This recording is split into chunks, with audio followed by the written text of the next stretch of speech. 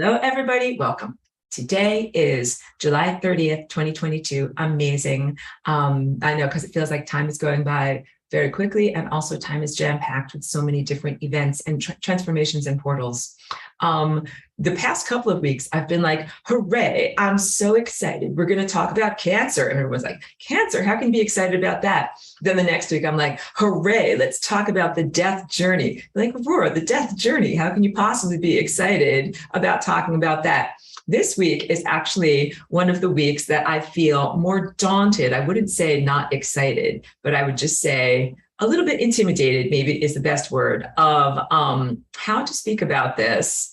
The topic is human sexuality. So this topic is so fraught. There are so many landmines. I would say, like, put on whatever we need to put on, like the giant protective gear to be able to navigate these concepts, both intellectual concepts and emotional residues. I think it's easier for me to talk about death or, cancer than it is for me to be able to talk about human sexuality. And in going through my notes last night, again, so I send out the notes to people that are patrons, and everybody that's in this class gets it with the class archive. And I do that to kind of refresh myself from what I've shared 10 years ago. And I'm always amazed by what I was writing about or sharing about, because I didn't really write it out. I just spoke extemporaneously in these video sharings. I do go into unhealthy sexuality. So I talk about first, and how I'm going to structure this class, the ideals of what human sexuality is supposed to be like in terms of your chakras, your consciousness, your energy centers, reproduction and sharing. And I'll frame all of this because I know this is part of the fraught nature of talking about this. Everyone's going to be like, well, what about non-reproductive sex? And what about homosexuality sex? And what about all these other things? So I'm going to have to frame all of this in order to be respectful of the great diversity or giant spectrum of what human sexual behavior is in this time place, some of which I think is healthy, some of which I know is non-healthy. And I'll just speak a little bit right now before I get going. So part one is healthy sexuality in the recording. Part two is unhealthy sexuality in the recording. What's very gratifying is that I know some very conscious parents that have children that are under the age of 10. And one of them contacted me, and he wanted to be able to share the part about, healthy sexuality with his little girl. Like, I only use stick figures. It's very, there's nothing that's inappropriate in terms of sex ed for young children, but the sense of the ideal of what humans are supposed to do. And that where I come from is a galactic world. Oh, if this is the first video that you're watching, I'm a galactic walk-in. I'm usually a waveform presence, like an abstraction, like what is printed on my fabric here. And I usually exist in a level of galactic, civilized, beautiful society that is incredibly loving, incredibly compassionate, self-responsible, based in freedom, where you can't lie, can't hide anything. Everything is open, completely visible like a book. Sorry, I have dog hair on. I'm kissing my dog before I started. Everything is visible like a book. And there's just a different level of inherent respect of each other. Also, one exists in unity consciousness, which is just completely different than being here in the world of individuation and a lot of ego games, and then a lot of negativity, negative thought structures, negative fragmented consciousnesses, and then negative emotional residues, all of which have affected human experience, especially regarding sexuality. So yes, idealism of Aurora, where I come from, sharing from that ideal world, which I think is actually really important, because I exist here in this realm, in this area of experience, as a reminder, as an example, as a beacon of something that you guys might not remember or might not ever have experienced in truth. Like, I don't know, maybe some people have never had this actual experience of being someplace where you are loved, accepted, safe, protected, allowed to be your authentic self, able to perceive and love and accept others. This world here is just a very different type of world. So I am here to tell you, as part of my mission, I do flying rainbow lasagna. I tell you about that as part of my mission.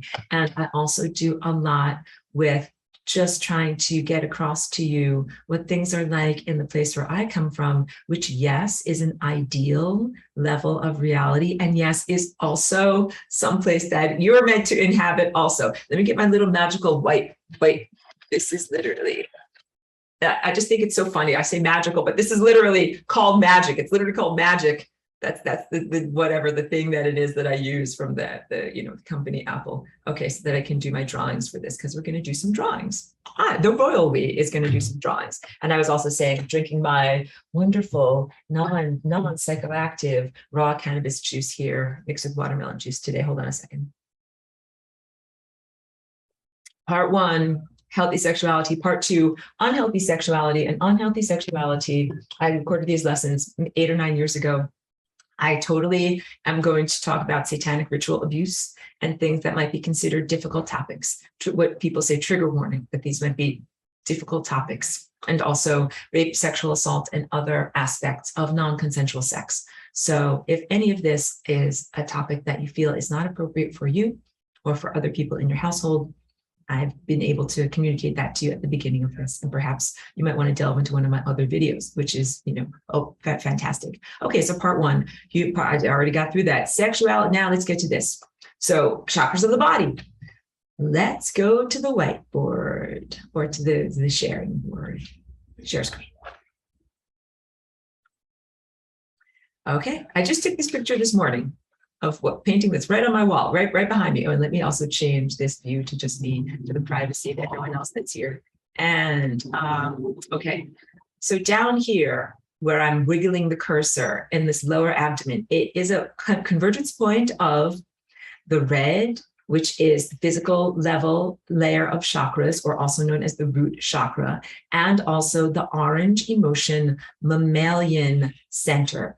That is emotions, joy, and also heavier emotions such as grief and sorrow, and also mammalian emotions that are about attraction, repulsion, revulsion, or repelling, romantic love. That's this area of here. And over here in this picture, I took it because I didn't have a good picture ready.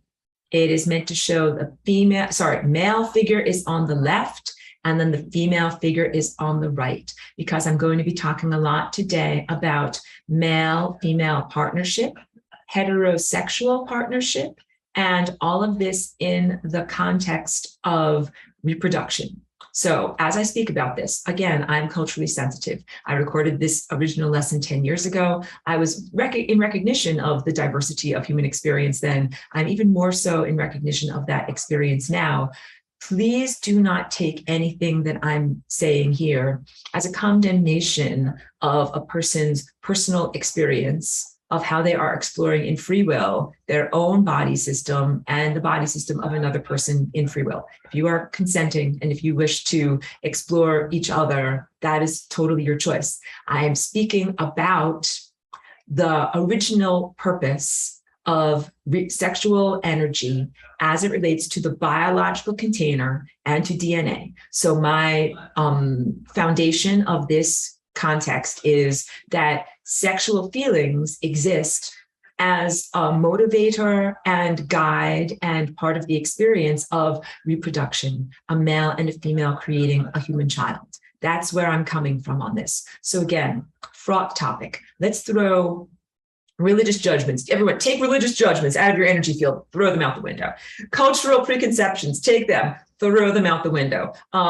Feelings of low self-worth and the idea of being a sinner, take it, throw it out the window. All of that type of stuff. There's so much shame and guilt and artificial and unhealthy projections that are placed upon the activity of sexuality, the existence of sexual feelings and thoughts, and also those two areas of the body, literally the root chakra and the orange centers. So the root chakra would be considered not your anus, but your coccyx bone, the base of your spine. And that relates to the center of the earth and the center of the planet. That's where you connect down into physical materiality. And you can also imagine it as that energy traveling all the way down your legs, like I'm gesturing down my legs, all the way down the inside of your thighs, past your calves, and down into the heels and the balls of your feet. So that where you touch on the ground, those areas are actually an outgrowth through your pelvis of that root chakra. So your whole entire leg area would be considered the red area, right?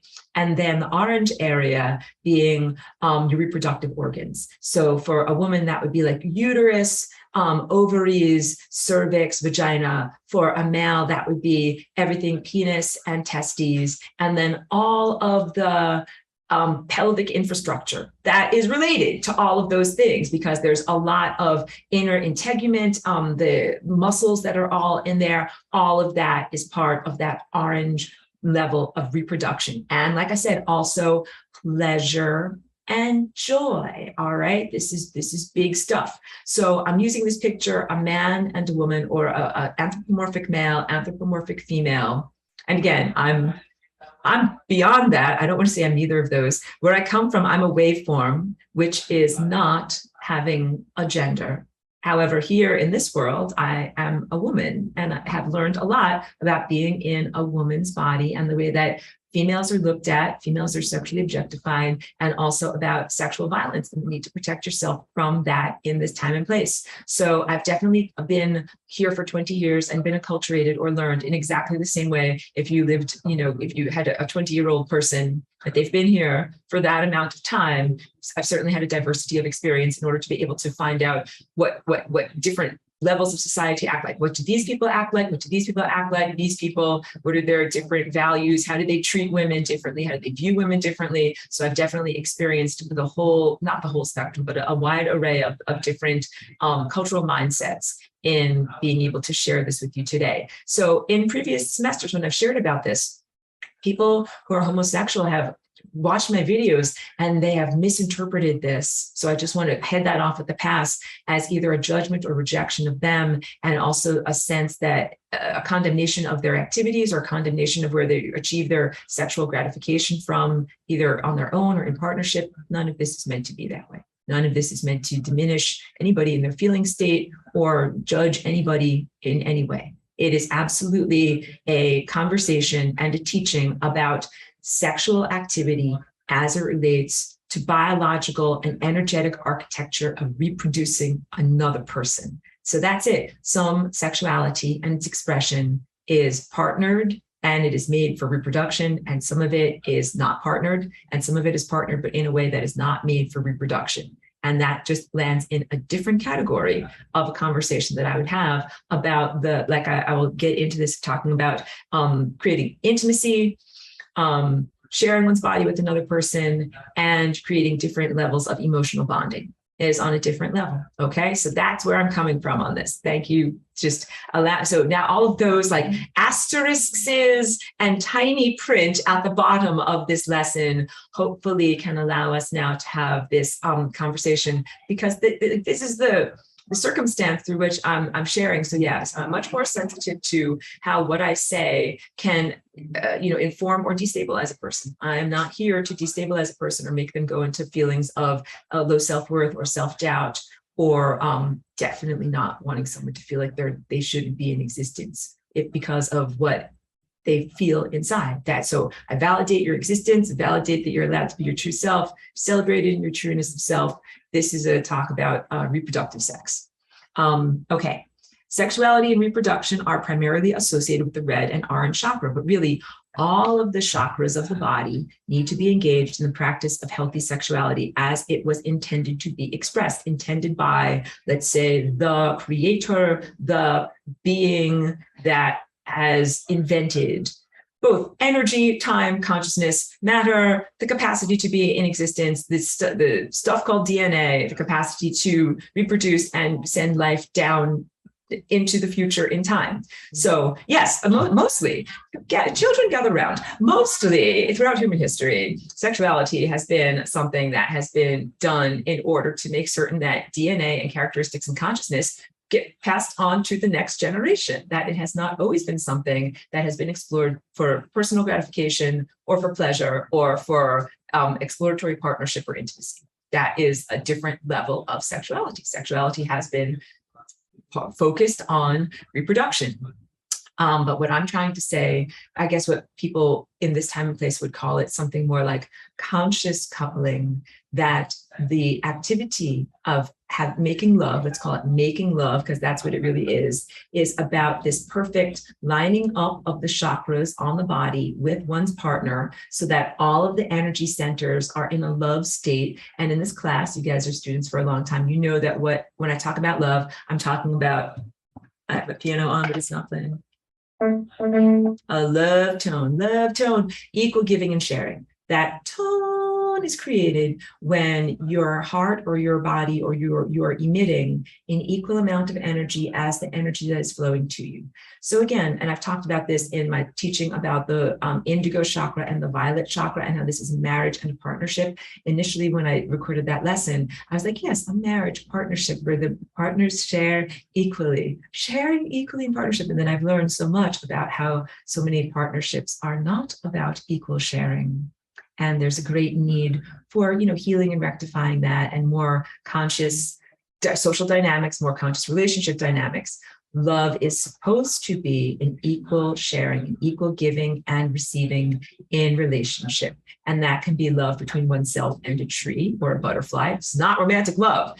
Love between yourself, cats or dogs or children in your life.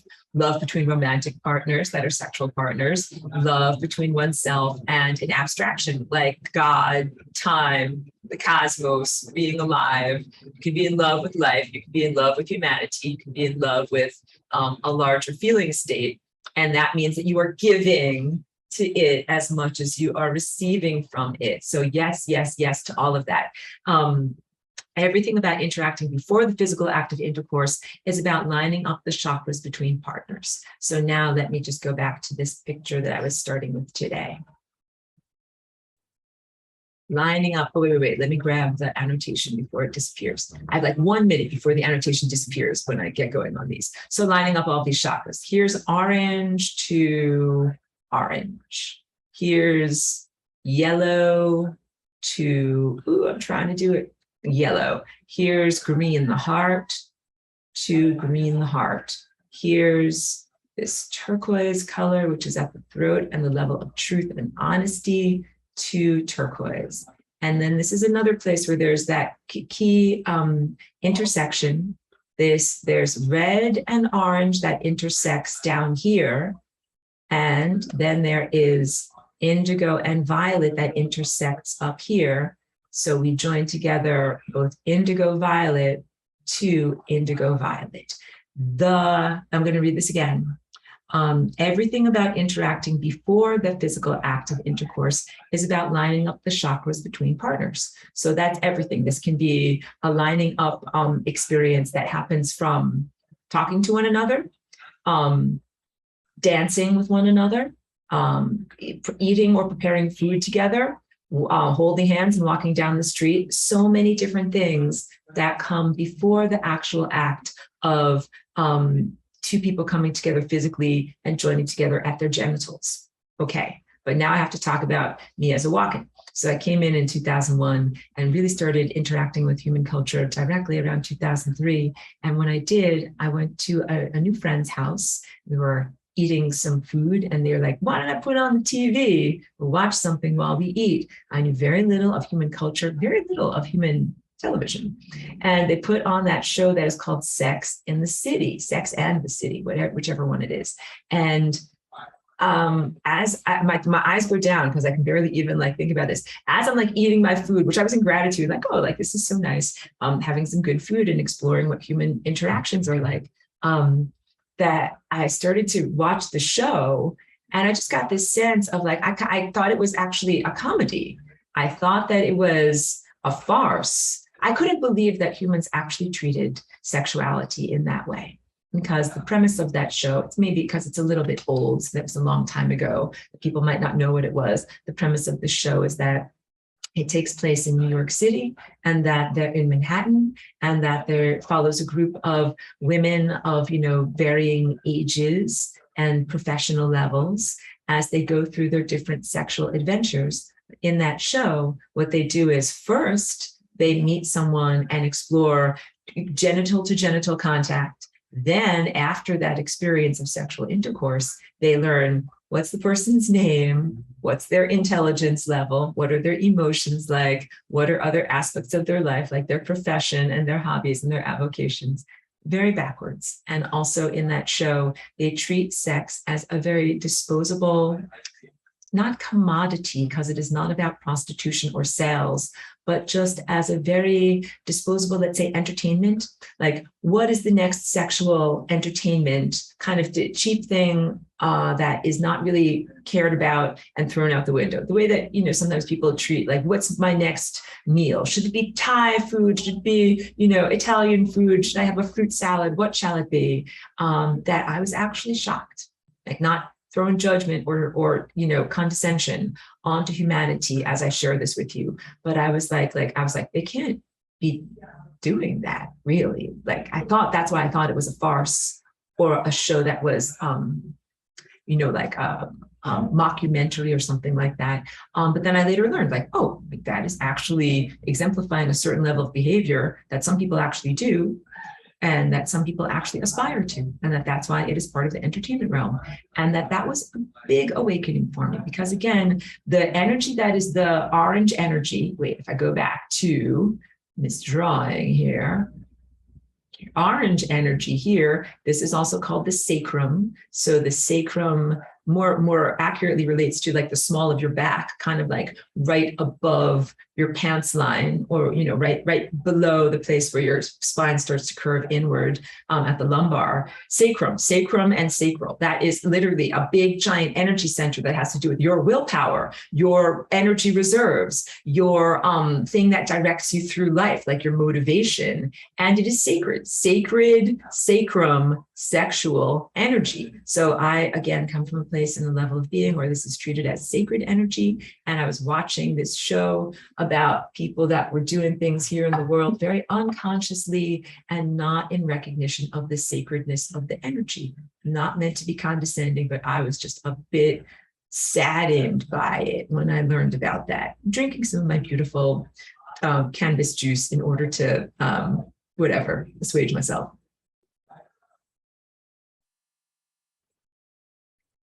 Okay.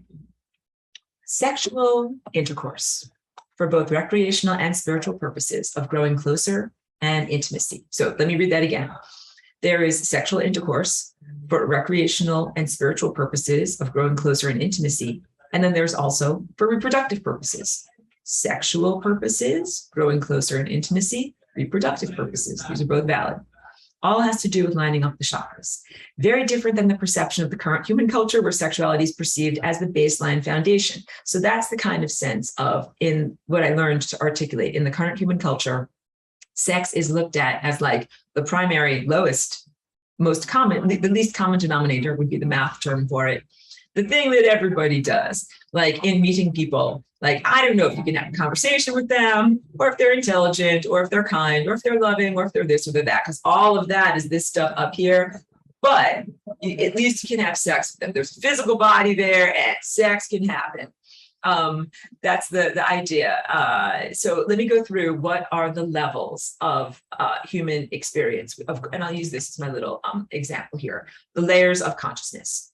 Red is the physicality. That would be your somatic cellular body and physical matter in the world that we sense, quote unquote, as the world outside of us, the world beyond your epidermis. Orange is the mammalian layer of emotions. And again, the sacral energy. So wait, what would it be like? We can definitely comprehend. What is it like when people's bodies come together? We know what that is like. It looks like hugging, kissing, physical touch, and penetrative sex, all right? What does it look like when emotions come together? It looks like mammalian romantic feelings of attraction. What does it look like when yellow, the intellect, when minds come together? It means minds are in harmony.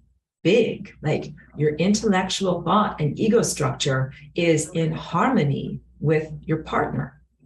Green, this is unconditional love. This is the level beyond mammalian love. This is the love that you can feel for the stars, for the cosmos, for a tree, for a microbe, for the ocean, for yourself. It is unconditional love. It's a universal cosmic love created in mindfulness and nonverbal bliss. So the way that these chakras lining up together is supposed to feel is as the energy starts to flow in figure 8 patterns, and I'll describe exactly what those patterns are, the partners go into a beautiful, elevated, nonverbal state that is known as bliss.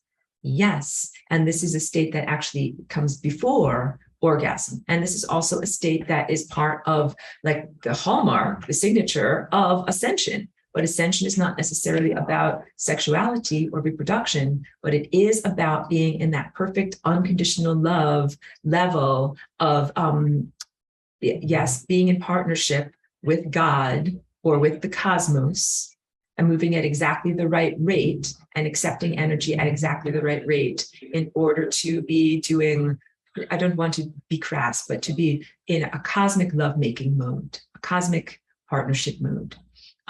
This is a big one. Turquoise, communication. What would it look like if partners are perfectly aligned at the level of communication? It's the level of truth. Please think of this part of your body as exemplifying in its ideal state truth. So what would it look like if partners are relating to one another on the level of truth? It would look like perfect honesty, which never lying. Never lying in a relationship. People are at home laughing. This is the funniest comedy I've ever seen in the world. The war is so funny talking about a relationship where there's no lying. Because of course I come from a place where there's no lying and that this is very normal and that of course you would never lie. But I've watched many TV shows and romantic comedies in this world. So I'm aware of the sense of how much lying goes on, or mistruth or dishonesty or partial truth in relationships, in creating relationships, like the idea of like women are going to put on false eyelashes or like, stuff their bra in order to appear different than they are. And then actually, getting them in bed and taking off all of their everything, like, wow, you look really different than what you are, to even to the sense of, not being honest about physical sensations that people are feeling, not being honest about their levels of sexual satisfaction, not being honest about whether they really love someone else. Like, so I'll read exactly what I say in my notes, but that's a big one. I learned this from a TV show. Someone was like, I love you. And the other person was like, I couldn't say I love you back. They said, I love you in that color. I love you in that sweater. But I don't love you. So this is the idea, like sometimes in romantic sexual relationships, one person says, I love you. And the other person says, I now feel an obligation. I'm afraid. My eyes make that afraid face. I'm afraid. I have to say something back to this person. I don't know what to say. I want to get sex from them, but I don't want to say I love them. Oh my God. That is considered like a normal level of awkwardness in interrelationship here, unimaginable in the place where I come from. Let me read exactly what I have in my notes, okay? So this level of communication is matching up on the level of truth. And what that means in relationship is not lying ever. Total honesty, big one here. Not faking an orgasm or pretending to have pleasure or satisfaction if it's not there. Not lying with a verbal response to something like, I love you, if it's not requited. So that's also very big. Sometimes there are lies, mistruths, or partial truths in the actual non-verbal, the body language communication between partners of whether something is desired, whether something is pleasurable, whether, orgasm has been achieved. All of those things, like that is in an ideal relationship, the way it's supposed to be, the way it's designed to be, according to the pamphlet. Like they give you a pamphlet, like you will be a human. This is what a relationship is supposed to be like. But you're like, yes, honesty. But some people also think the biggest comedy, like, because you're never going to have a relationship if you're that honest. Be like, oh, I don't like your hair. Your ass is looking fat today. Be like, that's it. The relationship is over. Or you can think of many of the other things, like you burned my eggs. Like this relationship is over. But truthfully, like where I come from, a relationship that is a strong partnership would be able to withstand something like saying, you've burned my eggs, or your ass is looking very fat. But there is such a thing as human ego and hurt feelings if a person says things like that, and that could be considered inappropriate or verbally abusive. Let me drink. We got up to the level of truth, but now we have to get up to the level of brow and crown. That's the level of insight and divine connection. In this idealized partnership that I'm telling you about, you connect on all levels, including insight, Christ consciousness. We'll get to this in relationship to the church and teachings about sexuality and guilt and shame and sin. And also this, the divine connection, really, really big and important. Both partners are connecting to their insight and their inner guidance in the master teacher of Christ consciousness, and also to the crown of God positioning system, telling them, guiding their behavior and insight through their life. So that's a really, really strong, like both people have their own very strong sense of innate inner guidance, spiritual truth, and connection to divinity, even as they're individuals relating to one another. Okay. So in heterosexual sex, when two partners match up on every level, they form an energetic circuit. All right. Let me just drink the rest of this.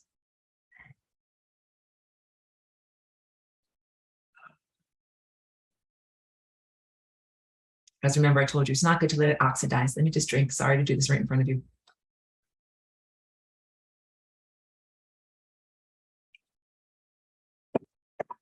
Thank you for that. Okay, so you make a energetic circuit with your partner in heterosexual sex. Go into this picture again. You connect on the level of the genitals. So that's, yeah, find a good color. I've already drawn this for you. We know what that is. Connecting on the levels of emotion, intellect, unconditional, sorry, wait. I didn't draw that one right. Emotion, sometimes it's hard to draw with this pen. Here's the level of intellect. Here's the level of heart or unconditional love. And truth, and through insight and divine connection to source. All of those connections happen together. What does the actual energy pathway look like? It looks like figure eights. So in this diagram, you can see pretty easily, there are these figure eights. So we're looking at them laterally, like, you know, you're looking at them side to side. But please also understand that they do go this way too. So they go this way, but they also go this way, all right? They go all the way, all through and around your body. So even while you have figure eights going up and around and throughout your own spinal column and energy centers, you then also have bigger figure eights. This is a more accurate representation going between these two figures. I should do every single color. Let me just grab green. I should do it, you know, accurately, but you understand what I'm talking about.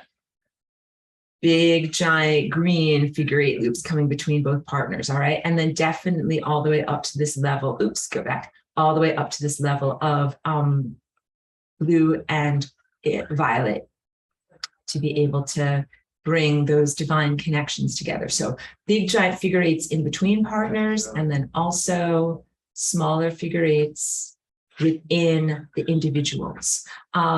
So much social taboo. Okay, wait, got that. So much social taboo is programmed around sexuality that it makes it difficult to communicate. Say, Cheeky's here. Hey, girl. Hey. To communicate about what is happening on an energetic level. So that's, again, my anxiety of giving this class, because I'm recognizing, wow, it's so hard for me to just say the things that I want to say. Chica, are you okay, girl? She's just trying to jump up. She's got a few toys in her way. Hold on a second. Here, jump up. Okay, she's going to find a little spot.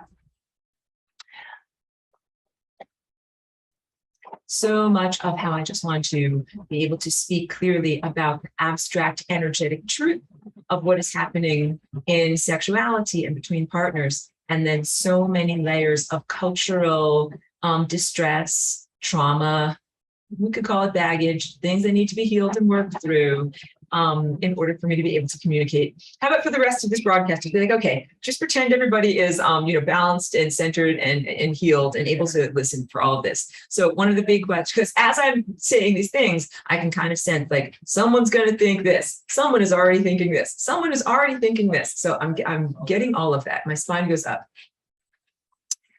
Here are some of the questions that come up. Does sexual position matter? Yes, it does, because when partners face each other, there's a different experience of intimacy than when not only do the chakras line up harmoniously, but partners can see each other's facial expression and their eyes. So yes, there are many multiple different types of positions that humans can achieve than the standard, face to face, what I know they call it missionary position, but I do not know a lot of terminology for this, other than to be able to say that is the standard way of being able to relate to another human in lovemaking. And there's a reason for that, because those are the ways in which the chakras line up to one another, and that there is a emotional bond and energetic and spiritual connection that happens in looking at another person's face during this activity, during this relation. Very, very different than when a person is not looking at their partner, or their one partner is turned around and the other person's looking at the back of their head. Like those are depersonalizing sexual positions that are in some ways against intimacy. So it's not judgment. And I hesitated to say missionary, because the judgment of that word is that it is somehow related to religious persecution of sexual freedom, which I am not about. I'm not about religious persecution of sexual freedom. And I am talking about the energetic architecture of your body and how things flow into another person's body most effectively. So ideally, as in meditation, so I teach you about meditation and sun gazing. I tell you, you place your tongue on the roof of your mouth, and that is part of creating this biocircuit throughout your whole entire body. And same thing when you're also face to face with your partner, and then you're able to put your mouths together and even do tongue to tongue kissing. That creates an energy circuit in the same way that your genitals are coming together, your mouth and tongues are coming together, and that is part of this giant energy circuit. So ideally, sexuality is meant to create an unbroken circuit where both partners are experiencing the love tone from their heart, love tone with the cosmos, with God, love tone with each other, and sending out an equal amount of energy as to what they are receiving. That's big, because I also have had to talk about this as I just briefly break from my notes. Some of the slang in this time and place, when you talk about sexuality, I'm going to use some naughty words now, getting fucked and getting screwed. Those are also analogy words that are for being shafted, being cheated out of something. Somebody's always getting screwed. The sense that innate in your language structures, you're describing a sense of out of balance energy exchange that has been inherent as a part of human dynamic. That is not ideal. It's supposed to be love, tone, equal sharing, equal giving, but the very words that are used to describe this activity in a negative vernacular are descriptive terms of being cheated. One person is getting more than the other. One person is taking a lot of energy. The other person is losing out on energy. That has a lot to do with sexual positions, all right? Males and females dancing together. Oh, this is very good. Okay, so wait. Dancing as a precursor to sharing sexuality together. So again, if you're not one of these promiscuous women featured in TV shows of 17 years ago or 15 years ago, however long it is, featured in TV shows and entertainment from decades ago. If you're a person that is interested in more conscious interactions and long-lasting relationships, the whole idea is first you explore and meet and interact with a person and get to know them and form a relationship with them outside of sexuality, and then explore physicality and sexuality with them together. All right. So dancing in human history as a precursor to that, dancing in human history as a sense of an organized, formalized, socially condoned activity that one can do with the opposite sex in order to test out what does it feel like to line up my chakras with another person, and to determine whether they are a good mate, a good match. Got it? Because you're supposed to be able to shop around a little bit, before you make your choice about with whom you partner. I don't want to say like choosing fruit at the grocery store. That was the analogy that just came into my mind, because too many jokes about squeezing melons. But yes, one should be able to be selective about the people that one interact with on that level of profound intimacy. Okay, formalize socially acceptable way of lining up all your chakras to see if they fit, all right, to see if the other person is a good fit.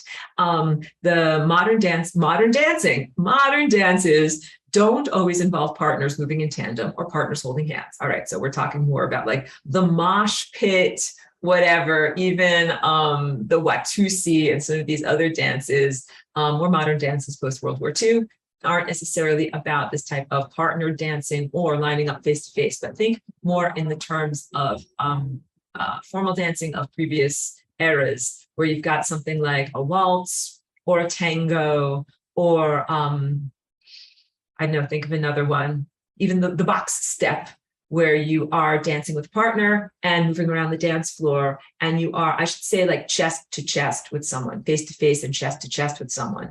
And then what happens in those moments, what you're speaking about with your partner or not speaking about really doesn't matter. You could talk about how nice the fruit punch is at this dance, at the debutante ball, how wonderful the fruit punch is, or something like that. But what's really happening is on another level, that is a biological and energetic level, you're seeing how you feel with that person. You're seeing whether you feel attracted, comfortable, safe, and aroused with that person, or whether you're feeling repelled and a little bit disgusted or bored or unattracted to that person. And the formal debutante ball or someplace like that, these are supposed to be safe, formal places where women and men can make choices about with whom they want to eventually create relationships and then marriages and babies. First, you dance together, then you decide whether you want to form a relationship together, then you decide whether you want to get married together, then you decide if you want to make a baby together. Got it? Like, this is, of course, describing like an idealized state within social context that was not always followed even in its era, but that's the idea. All right, that's the concept of this. Okay, so this is very different than the modern cultural approaches. So I read this from my notes because it's good. My notes are always really good. Sometimes they say things better than I say them in the moment. I do face like a lot of verbal blockages at being able to express myself fully with this topic. So just thank you for the compassion towards me in this moment. The development of formalized partner dancing has to do with meeting a prospective mate and determining whether they would be a harmonious match before you actually touch your genitals together without your clothes on. All right. This is different than some modern cultural approaches like Sex in the City, where couples explore touching genitals first, then move on to explore each other on the mental, emotional, heart, and divinely connected levels. And that is because of part 2, human sexuality being hijacked. So the stuff that's going on, I'm not just in condescension or judgment. I really am seeing the negative sexual dynamics and approaches as being something that is related to larger negative experience ongoing on the planet that has to do with planetary genetic invasion and social consciousness and energetic degradation. I know my structured water looks funny today. I've got my electrolytes in here, and I also have some coconut water in here. So that's, I always tell you, I'm not drinking wine. This is what's on the menu today.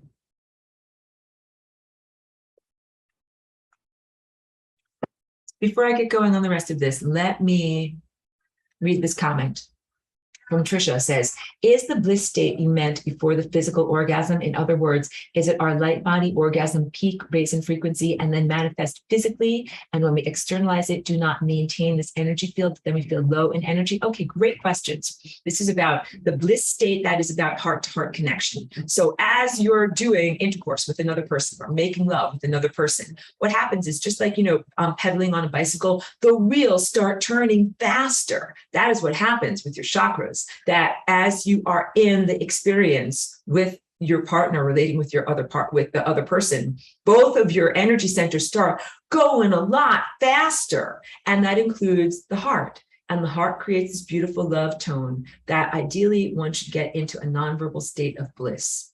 That it is not about thinking, and it is also not about self-consciousness, like being aware of self or looking at self, or it's a way of getting out of self. It's a way of getting into unity consciousness, actually. It is a non-self-conscious state, and there's no friction in the mind. So it's not about having to think certain thoughts during the activity. It's actually a no-mind state.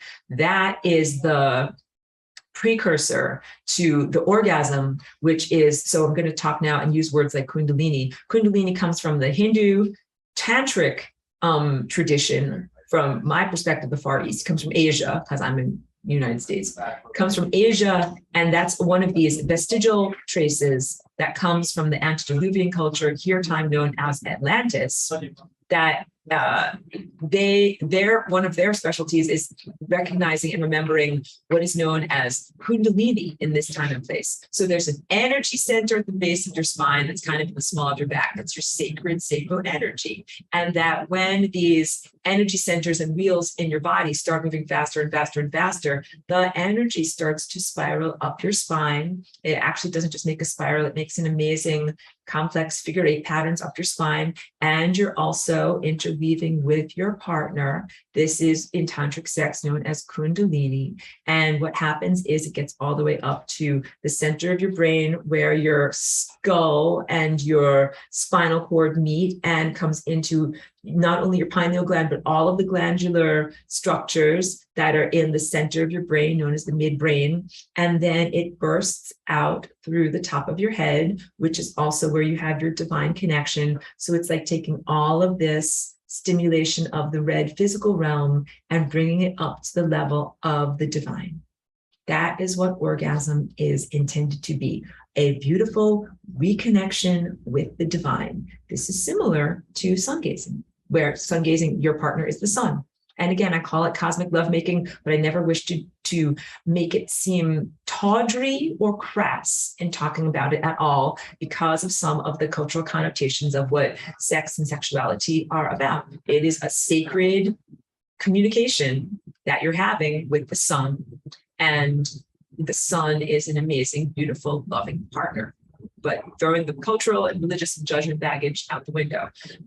So when Trish is asking about something that, again, is a common social normality here, but that I've had to be told about in order to comprehend what people are talking about. When people call it the petit mort, little death, feeling low after orgasm, feeling like they've taken their life force energy, kind of sent it out, and then feeling depleted or diminished. You're not supposed to feel that way. I'm not condescending to you. I'm just saying that's like if you eat a bunch of food and then you're like, what's that feeling when you're like, after you eat a bunch of food and then like your stomach is like queasy and full of gas, and it means that you ate bad food. Like it's like, you're not supposed to feel that way. When you eat food, you're supposed to feel like, like I feel filled up inside, nourished and energized, and I'm ready to go do a bunch of stuff. So around here, the way that many people are doing dating, mating, decision-making, interpersonal relationships, and sexual social dynamics, it is draining to them.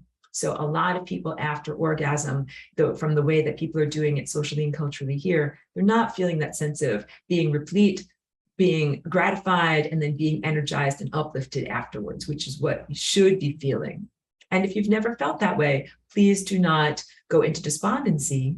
It is sadly the cultural norm not to feel that way. It is the cultural norm to have empty, meaningless, disposable, impersonal sex here in this time and place that actually adds to a sense of social isolation and drains and diminishes both partners. That's sad. I don't even want to give verbal expression to that. I want to remind you in the most glowing way of what the ideals are supposed to be. Then we'll get into the dark stuff of satanic ritual abuse. But just on the sense of unfulfilled relationships, there's a lot of stuff that's unfulfilling in present human social sexual dynamics. And then part of it can be the lack of fulfillment in terms of orgasm. So yeah, there's a variety of different ways to have orgasms. One of them, ideally, is where you reconnect, both partners connect to God, and then feel so amazingly energized and divine after the experience. And then many other levels of orgasm where a person feels drained or burdened or destabilized in some way. And those are all the non-ideal ways. That's like if you ate food and you felt nausea or got gas or had diarrhea or something like that. Like that is not the ideal way to eat food. And I have to tell people that here, because people here are like used to having gastric distress after not having good sex. Okay, so thank you. Really good question. Thank you for that. And I know that this, thank you, my dear. It can be like a challenging topic, and I'm open to Q&A. Like we're gonna do it. We're gonna throw the cultural baggage out the window, and we're going to talk about these things. So yeah, no inhibition if anybody has Q&A. And also I do telepathic Q&A. If you're watching this non-locally, not the time that it's actually recorded here live, you can think your thought questions and I'll answer your thought questions. Okay. So back, because I know I use like all sorts of words in this recording. I use all sorts of things. I'm talking about body parts. I'm doing all this, putting a giant Merkaba, as I have before I even began, around the capacity to relate on these topics and the capacity to relate in, maturity and appropriateness, and true sharing for the purposes of true information and uplift of everybody that watches this. Okay. Males and females dance together as the beginning of energetic partnership. Partnership which is nonverbal, kinesthetic, meaning based in the feeling state, body somatic feeling state, and energetic partnership. So when you dance with someone, you're wondering, what are their moves like? What are their moves like? Literally, like, how is their pelvis connected to their spine? How is their head connected to their pelvis? Are they adept in the way that they move? And are their dance movements harmonious to my dance movements? Now, let me just break in from my notes and say everything about finding lasagna when I talk about this is a dance. It is a non-physical or energetic dance, or a DNA dance and a consciousness dance. And each person does have their own unique rhythm. And in finding partners in life, for business partnerships, casual friendships, exercise partnerships like a gym buddy, or romantic committed relationships that end in procreation, all of this is about what your dance moves are like, what your DNA dance moves are like, how you are vibrating on a subcellular level, and how that relates to others. Cue in, we might want to talk about Dan Winter's work. Dan Winter has some really good teachings about the toroidal shaped energy field of the heart. He measures it as an electrical engineer would, and he is able to create a heart coherence measuring software device that can match up people in terms of romantic partnership. He is not a matchmaker. He is actually a great thinker. So again, look into his work, but that's one of the things that he invented. And I bring it up because he noted that it was very challenging for people who are super athletes that might have a heart coherence, a resting heartbeat of 60 beats per minute, 60, that is a low resting heartbeat because their heart is so efficient. It's like ka-chunka, ka-chunka. And then a more out of shape person, their heart has to go ka-chunka, chunka, chunka, chunka in order to pump the same amount of blood, right? So a person that's 60 beats per minute, super fit, would not be a good energetic energy field, harmonic relationship with someone that's going like 95 beats per minute or 130 beats per minute. Their BPMs in the songs of their bodies do not match very effectively. And it's not just what they are as a person. We're talking about biological and energetic architecture. You got it? So we're moving beyond the levels of ego and persona and things like that. Do you like me? Do you like my hair? Do you like my false eyelashes? Like, do you like, I'm not wearing false eyelashes. Do you like what I am? That's what a lot of human mating is about. And the ego is fragile. If another person is like, no, I don't like you. I don't like your hair or your eyelashes, or anything about you. I reject you. And then the person, their shoulders go down. Oh, they didn't like me. This is very different than that. This is more like saying, as a song, I do music like this all the time. My songs have loops and my songs have different melodic structures. And if you have one that is 60 beats per minute and one that is 95 beats per minute, they're not going to match up. They are moving at very different intervals. That is how you have to start looking at it. So when you do dancing with another person, and because dancing is looked at as like a mating ritual in a lot of ways, that what you're doing is testing out, how fast is this person moving? How fast am I moving? What are their movements like? Do we move well together? And moving well together beyond merely kinesthetic, muscular skeletal motions can also be moving together in life patterns, like your careers, your level of motivation or ambition, or your levels of committedness to your visionary experience of life.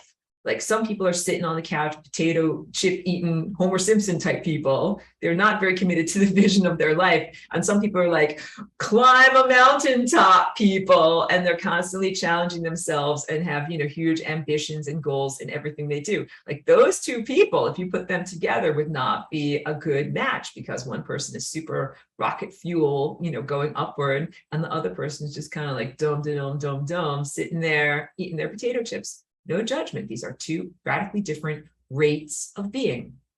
So in order to have conception, you need to have both partners' moves match harmoniously. Now, I have also pre-considered or pre-experienced all of the thought structures that arise from me saying that. Like, in order to have conception, your moves have to be harmonious. Aurora, I know 10 million people who are in loveless relationships, or 10 million times that loveless relationships or not expert matched people have made babies together, including non-consensually in rape or incest. Yes, this is all truthful. I'm talking about in an idealized state. And I'll talk about ideally how you energetically are attracted to your partner in order to select for the divine characteristics that the divine overarching consciousness, the larger animal known as God, wants these characteristics to come together in order to create certain progeny. That the idea is that your personal levels of unfettered attraction and social dynamics in who you partner with have everything to do with the expression of divine intelligence, divine willpower, a larger divine plan about who's getting married to who and who is making babies and what are those babies like. But of course, if there is not choice and consent involved, then it's a very different circumstance. Very different factors and variables are involved in those circumstances, which I will also speak to. Okay, so questions arise about consent, rape, and whether babies can be conceived in a non-consensual relationship. Yes, they can and have many times. It was intended biologically that females would be the gatekeepers genetically to determine which characteristics would be passed along through sexual reproduction and through genetic expression. This is simple truth of your human biology, of one's human biology. Females have the womb gestates the progeny, the offspring, and females are given that mandate or responsibility level of choosing with whom they're going to fertilize their egg in order to create their offspring. That's the female's choice of all of the different possible fathers to parent a child, to choose a particular mate that that person is going to put their characteristics into the womb, which is a sacred place, to be able to bring new life or new combinations of life and characteristics into this world. It was intended biologically that females be the gatekeepers. Females are the decision makers. You could even envision a filter in front of a woman's vagina, and that this is like a netting to keep things out. So let me go back to one of these pictures and kind of draw it out. So this is kind of let me get a red color here. Let's say that this is a filter that goes around the red chakra. That is a thought form, and it's kind of like a netting or a sieve or something that is perforated. Some energy can come through it, but not all energy can come through it. And that is a very healthy and appropriate filter, is the only word I can come up with, that women have in order to keep out undesirable people, interactivities, or characteristics. All right. It's a protective filter in place as the deciding factor determining who is going to father the child, what characteristics will be passed on genetically and come forth in the next generation. And this is essential or vital because it determines the entire direction that the species is going to take, literally. So let me read that again. This is important and vital because it's going to determine the direction that the entire species is going to take. Women are actually in charge of determining what characteristics are going to go on for the entire species. So let's say women are very attracted to men with blue eyes. Therefore, they will, if they're in all this preface with, in a world of pure free will choice that doesn't involve any kind of non-consensual forced reproduction. All right. If women have 100% choice and they are attracted to males that have blue eyes, then that means that future generations of humans will have blue eyes. What if they are repelled by blue eyes? They're like, get away from me with your blue eyes. I don't want to have anything to do with you. Future generations will not have blue eyes. So the choices and levels of what women are attracted to and what women allow or align with in terms of sexual reproduction are enormous in terms of determining the future. Women, females, hooray, like in solidarity and respect with you, my hat is off to you. It's a big responsibility, and it's also part of why you're born in a woman's body. born in a woman's body with a womb, with this level of personal responsibility in order to rise to the occasion and make very clear choices about what are good characteristics to put into the next generation. So again, we can think about this. Some women are making choices about that from a particular level of spiritual and emotional maturity, healing, and growth. But then we can also see many women that are either not in charge of their choices or have experienced a problem with their filter. And I'll talk about that, how sexual abuse and violation of boundaries creates a problem with the filter that then allows in inappropriate partners. That let's say if you're like, I don't want anybody with blue eyes, but somebody has violated you as a woman, and then there's a break in that filter, like you have like a screen over the window, and if there's a hole, then the mosquitoes can come in through there, or other unwanted pests. Some women who have been sexually assaulted or violated in childhood, anytime there's a boundary that gets crossed, then it can break that filter. And then they feel like they don't have the capacity to say no, then inappropriate relationships or inappropriate sexual partners can come through and impregnate the woman. She's not necessarily fully empowered to make those choices. And so that would be like if she says, I don't want anybody with blue eyes, but with a broken filter meets a person with blue eyes who then just, they kind of fall into bed together. It is not an intentional relationship, an intentional dynamic.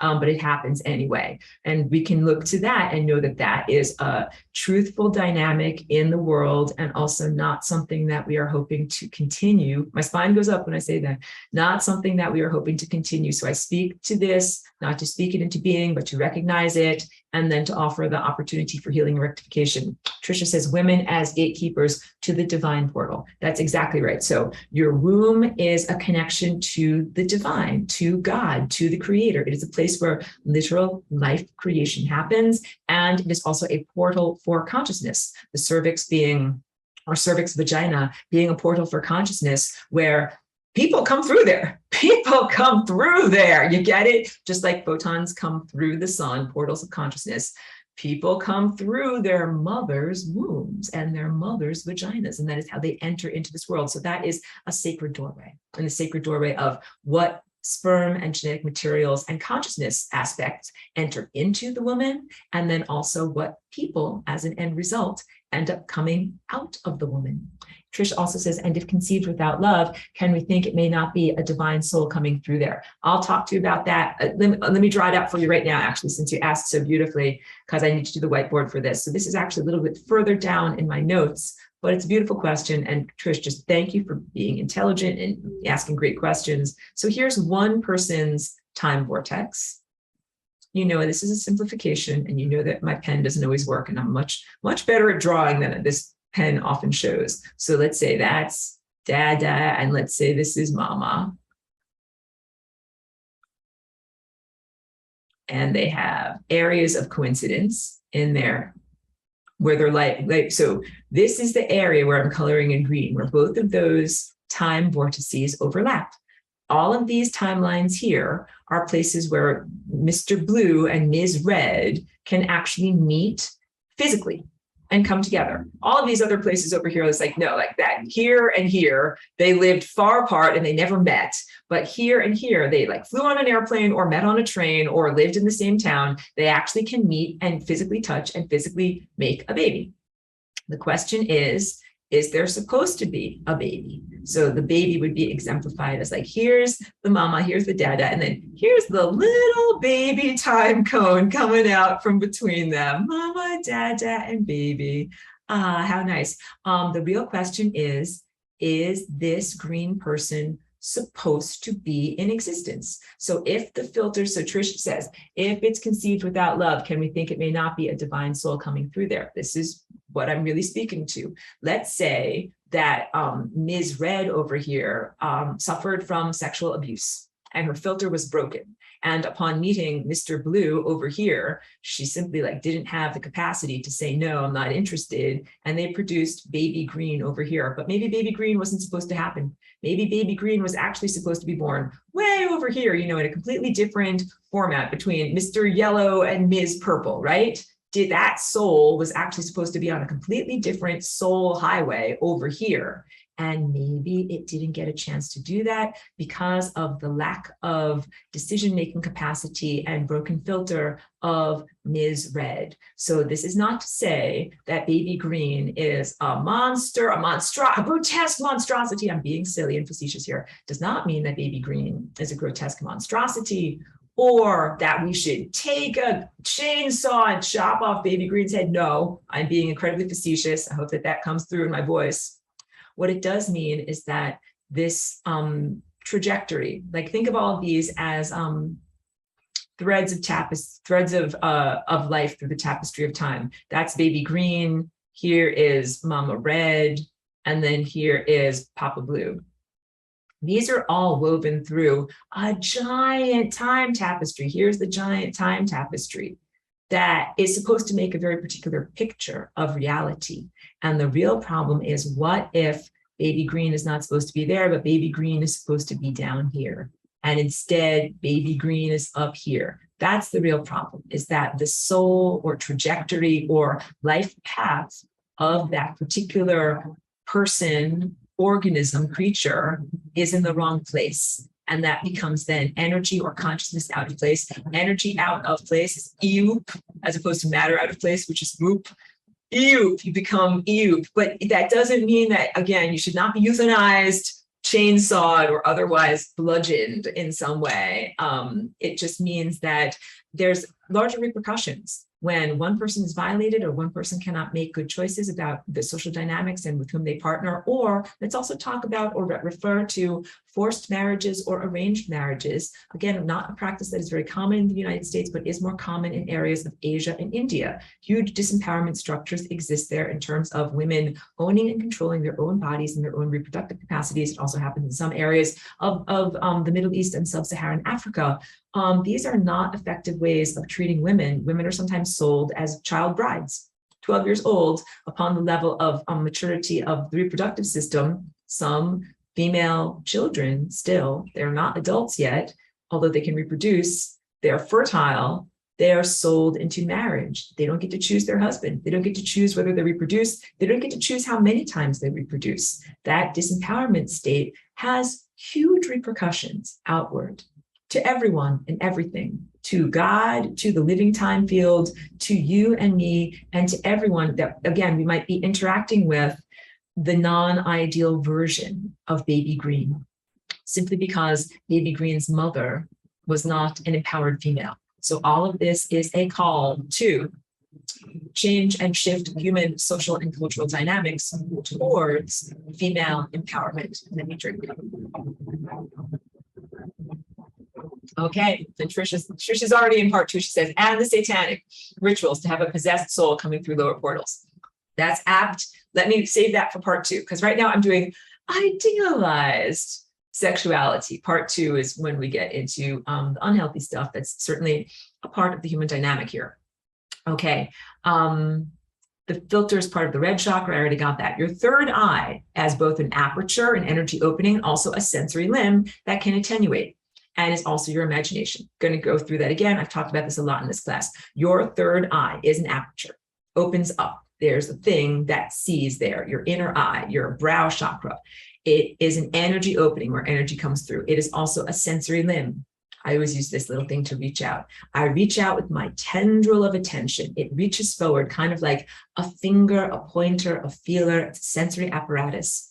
And it's also your imagination or projection, your reality projection creation device.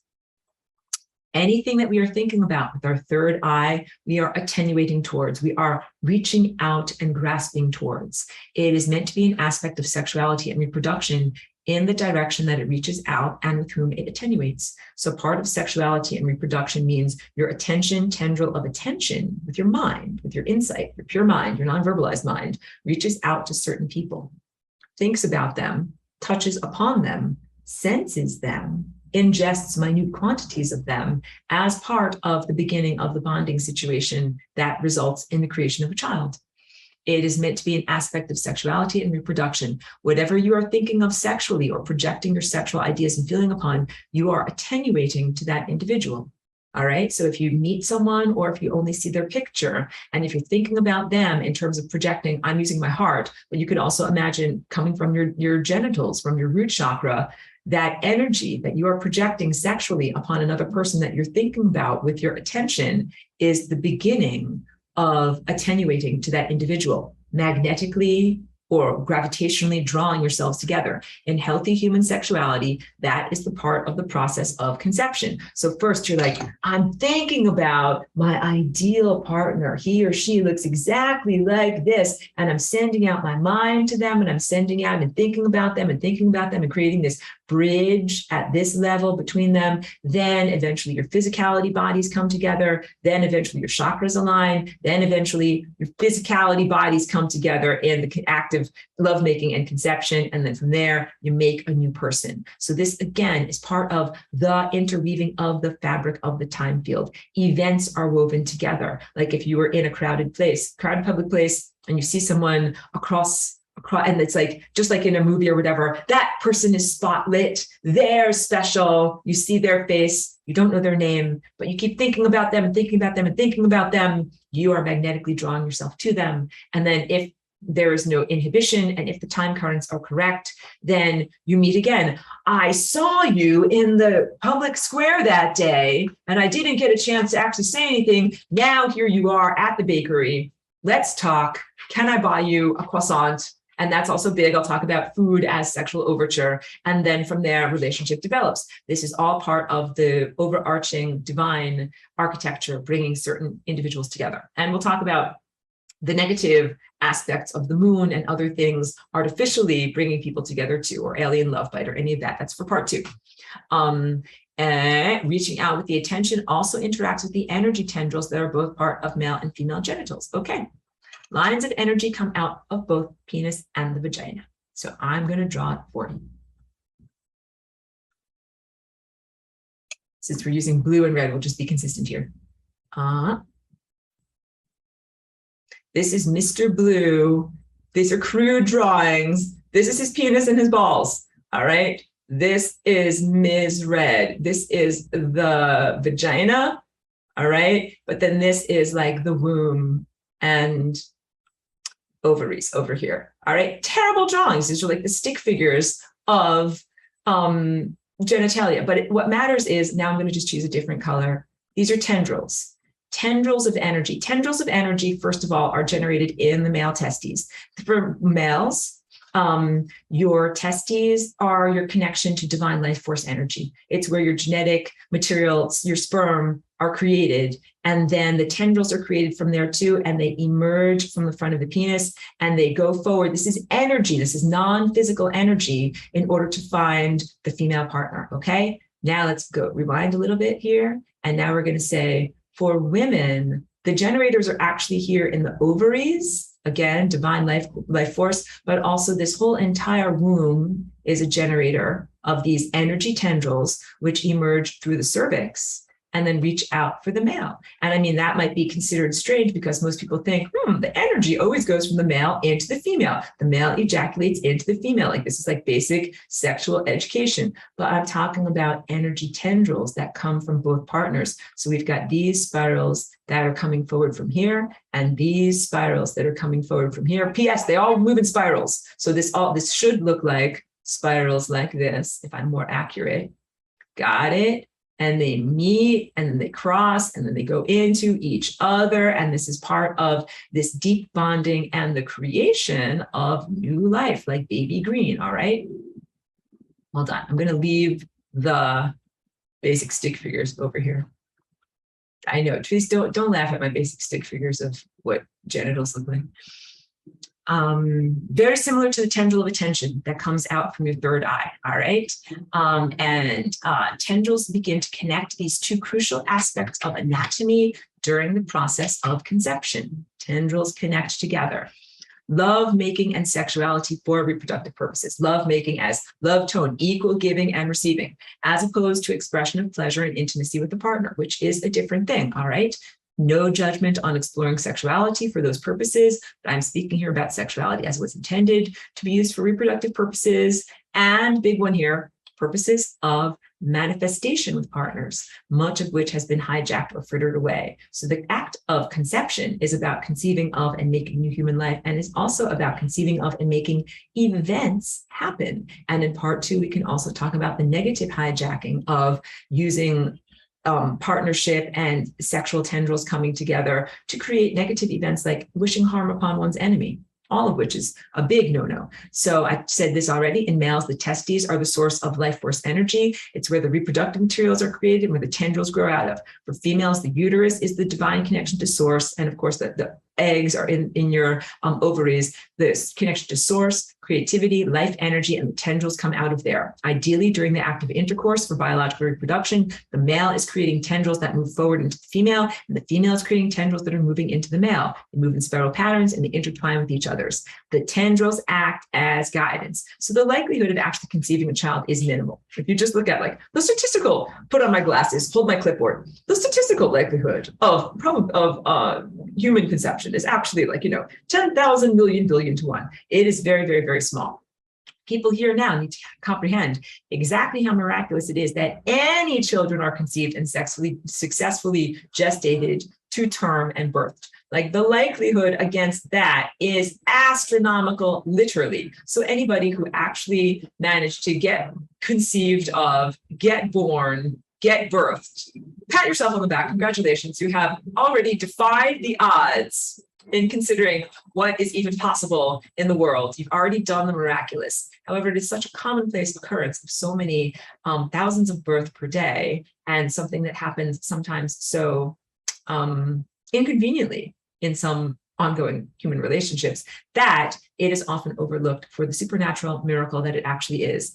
Most people here are insensate, and they are anesthetized from their true genetic perception of the higher dimensions. Again, they can feel the physical 5 senses, but most people here cannot feel with their light body and the higher dimensional senses. It's amazing that any arrows hit the target at all. It's amazing and a miracle that any number of viable sperm actually do end up finding the fertile egg that are in a woman, and resulting in successful conception. And it does not happen randomly. So let's also talk now a little bit, I don't have a flower of life slide prepared, but the sense of when sperm actually meets ovum, there is this moment that is the genesis moment, that is a perfect, we would call it geometric, you could call it polygonal expansion of energy fields that conforms to these patterns that are usually hexagonal, based in 6s, and that are these concentric energy rings. That moment is an incredibly supernatural, miraculous moment that sets up the reverberative truth for that human being's upcoming ongoing life. Like it's like ring a gong, gong, wah, wah, wah, wah, wah. That wah, wah, wah continues throughout that person's entire life. That reverberative frequency becomes the neural matter going up their spine. Literally, your spine and the cells of your neurons that are up and down your spine grow and are formed around that energy pattern. So the strong moment of conception that is the end result of all of these things, living together, dancing together, preparing food together, bringing your physical bodies together, moving in harmonious motions, getting your chakras aligned, getting everything moving in faster patterns, creating love tone. The moment of conception, the tendrils reach out, the tendrils bring the sperm and the egg together. The moment of conception, the explosion or expansion outward in perfect geometric polygonal patterns, all of that is about creating the ideal circumstances for health, vitality, and longevity. Yeah, having a beautiful conception like that is setting up a human being for success, quote unquote, for a life form, because this also relates to like mammalian life in other places. Of course, I'm talking everything from the mammalian level. If you're a fish, this is all like my spine just went down. If you're a fish, this is all very different. if you're in amoeba, this is all very different. If you practice parthenogenesis, this is all very, very different. I'm talking about heterosexual human life force sharing and interaction for human progeny. Let me just drink on that one. I have to revivify myself after I go into flatworms. How do flatworms do this? It's all different. It's different levels of being. Okay. All sperm have GPS. Got it? God positioning system. And the ovum is sending out signals. Find me, I'm right here. I'm like in the wall of the womb. I'm over here, or I'm in the fallopian tube. Find me. And then there's a selection for the sperm that actually have the capacity to listen and to get into the female's homing beacon and connect. So that's a big part of these tendrils. There's energy tendrils that are highways that happen first. And then the sperm are like, okay, I'm following my intuition. I'm following my insight and my inner guidance to be able to home in on that homing beacon and find the fertile egg that I can then go into in order to be a part of an upcoming human life. So there's a selectivity in humans, the woman's choice of who's going to be the parent, who's going to be the father of the child. And then there's also the selectivity in the actual many, millions of sperm that's in one act of lovemaking. Which one of those is actually going to find its way to the egg? And then it is also the egg's choice. This is shown now through different types of imagery that, objective science can show. There's actually a force field that reaches out from the egg to a particular sperm, and it says, you're going to come inside. So all of the sperm are like, I'm here. I made it. Hooray. I made it to the disco. And there's the big giant egg. Like, I'm ready to fertilize you. But it's the egg that makes the choice. The egg is like, you. I'm going to reach out. I'm going to grab you. I'm going to bring you inside of me. And I'm going to make a baby with you. So of all of the many potential seeds that can grow into a new human, it is the female aspect of reproductive material and consciousness and energy and awareness that reaches out and selects among the male candidates. All right. This is very much similar to how biology is exemplified in human sociology. So in human mating and dating rituals, the female stays in one place and says, come find me, like sitting on a bar stool somewhere. Not that I'm about the bar scene, but let's just use that as an example. And then so the egg stays in one place. It says, here's my homing beacon, come find me. Then the boys are in the testes and they are saying like, I don't know what's out there. What's out there is a giant question mark and an adventure, but I have a burning desire to somehow leap forward and find something, the desire to explore. You get it? And this is also similar in human history throughout the ages. Females staying in one place, staying home, staying in the domestic situation. Males going off on long voyages on a boat, going on adventures to be merchants in foreign lands, going on war adventures to fight in foreign lands, traveling all over and then coming back home to their woman. That is human social dynamics exemplifying the truth of biology. And of course, females sitting there in bars, like wearing a fancy dress, with red lipstick on, saying, I'm here, come find me. And then, of course, the males come over to her. That's the traditional mating and dating pattern.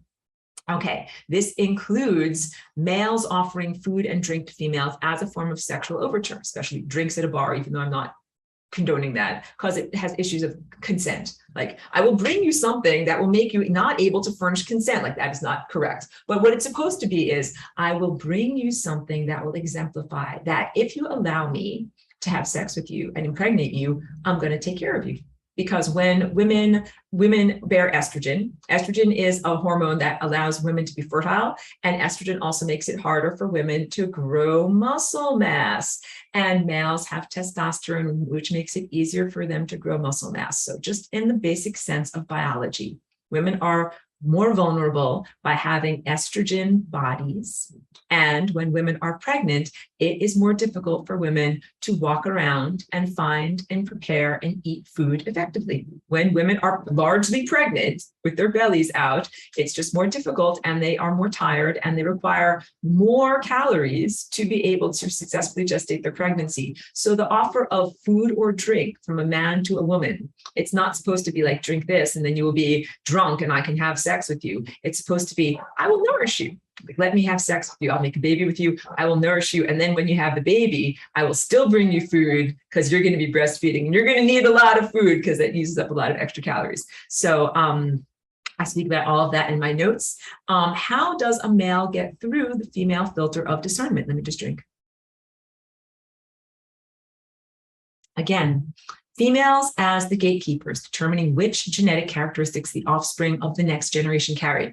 When babies are conceived through forced sexual contact, rape, incest or forced marriage, arranged marriage. It is not ideal because there's been no discernment in the characteristics of the father.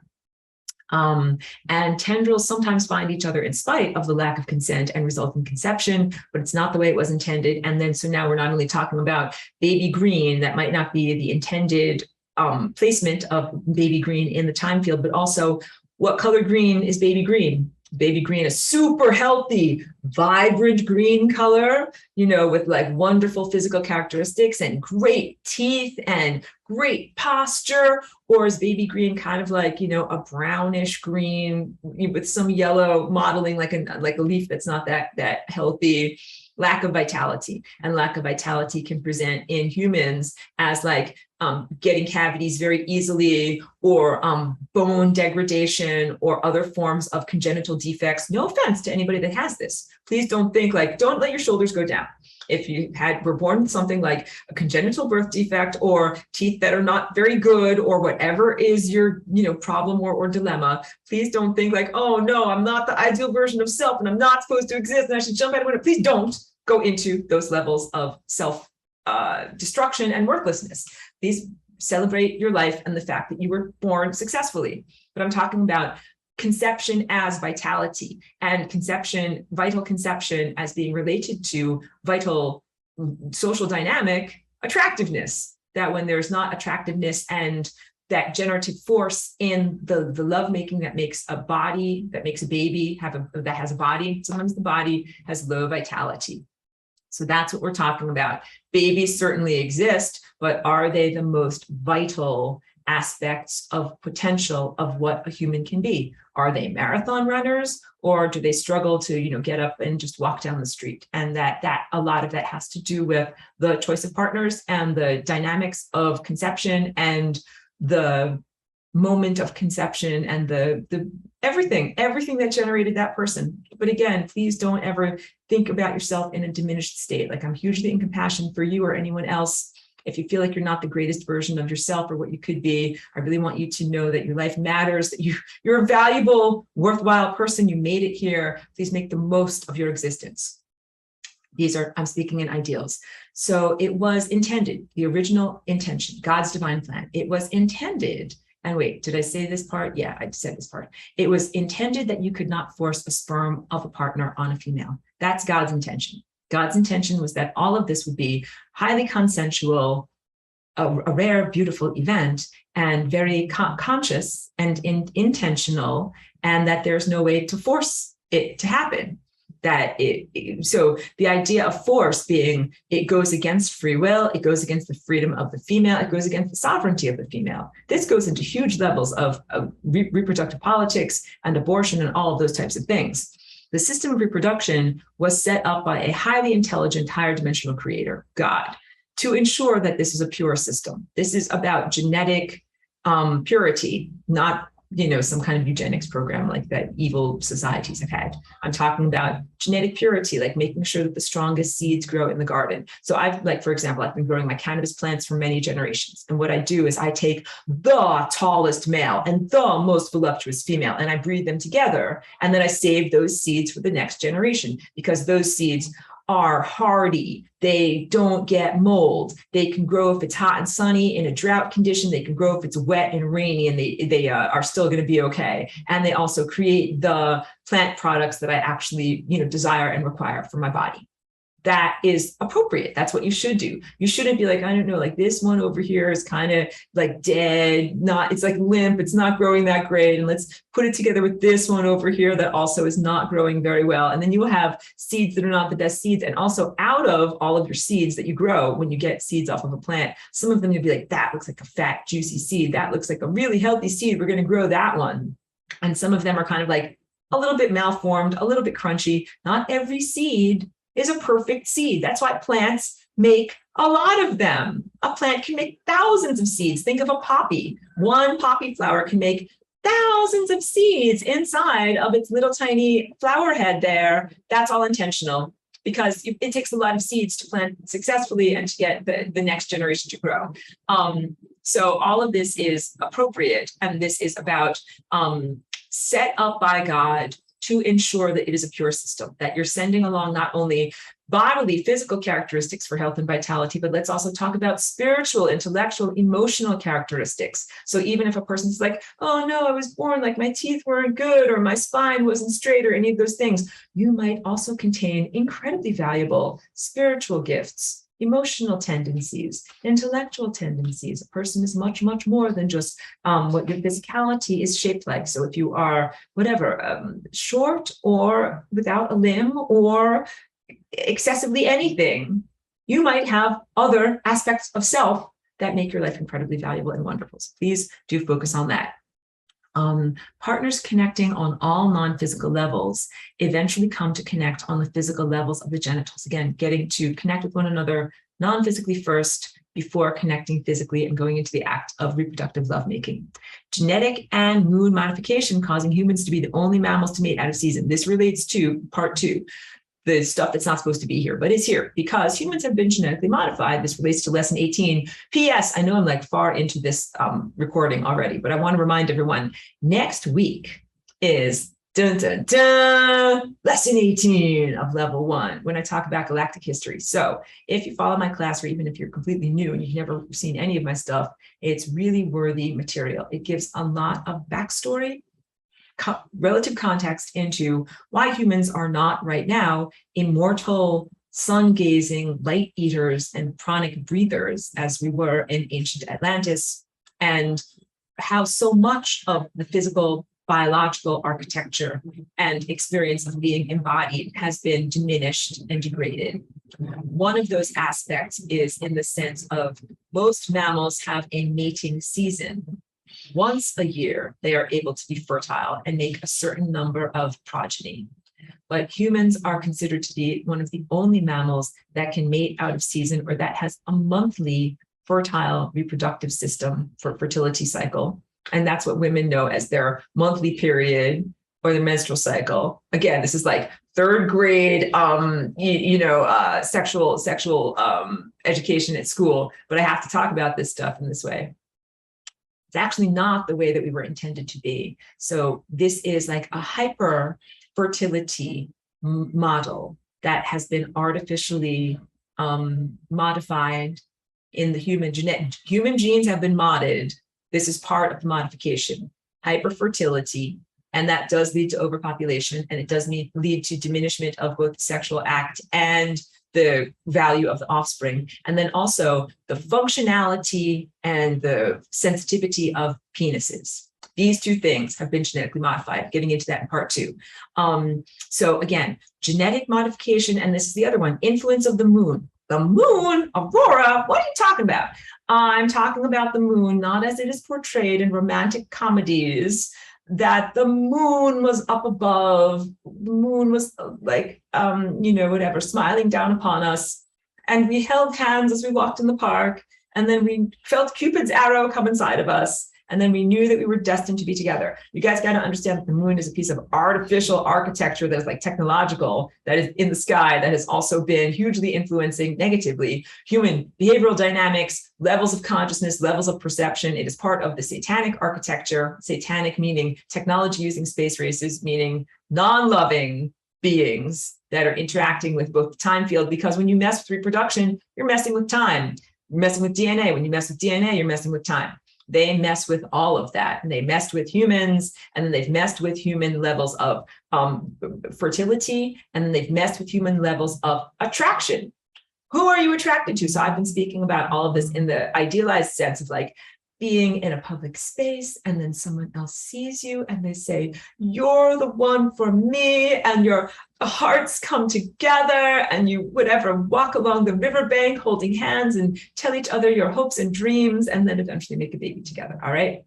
Very, very different than what some people, just as the cultural shorthand, they now talk about it as alien love bite, which is the sense of something artificial, which in previous worlds was known as Cupid's arrow. Something artificial is influencing person A and person B to come together. Like these two people in my diagram, Mr. Blue and Ms. Red, would never have come together without some kind of artificial augmentation or influence, but some either artificial Cupid or moon magic says, oh, these two people, that would be an interesting breeding experiment. What if this guy has psychic powers? And what if this person has, some other physical abilities, like whatever, super flexibility? What if we put them together? Will we get a superhero? I don't know. Let's do it and see. It's usually irresponsible. It's not according to God's divine plan. If God really wanted those superpowers to come together, God would make sure that those people were attracted together and that they came together and made a baby. So the alien love by moon magic or artificial implementation of certain couplings is irresponsible and non-divine.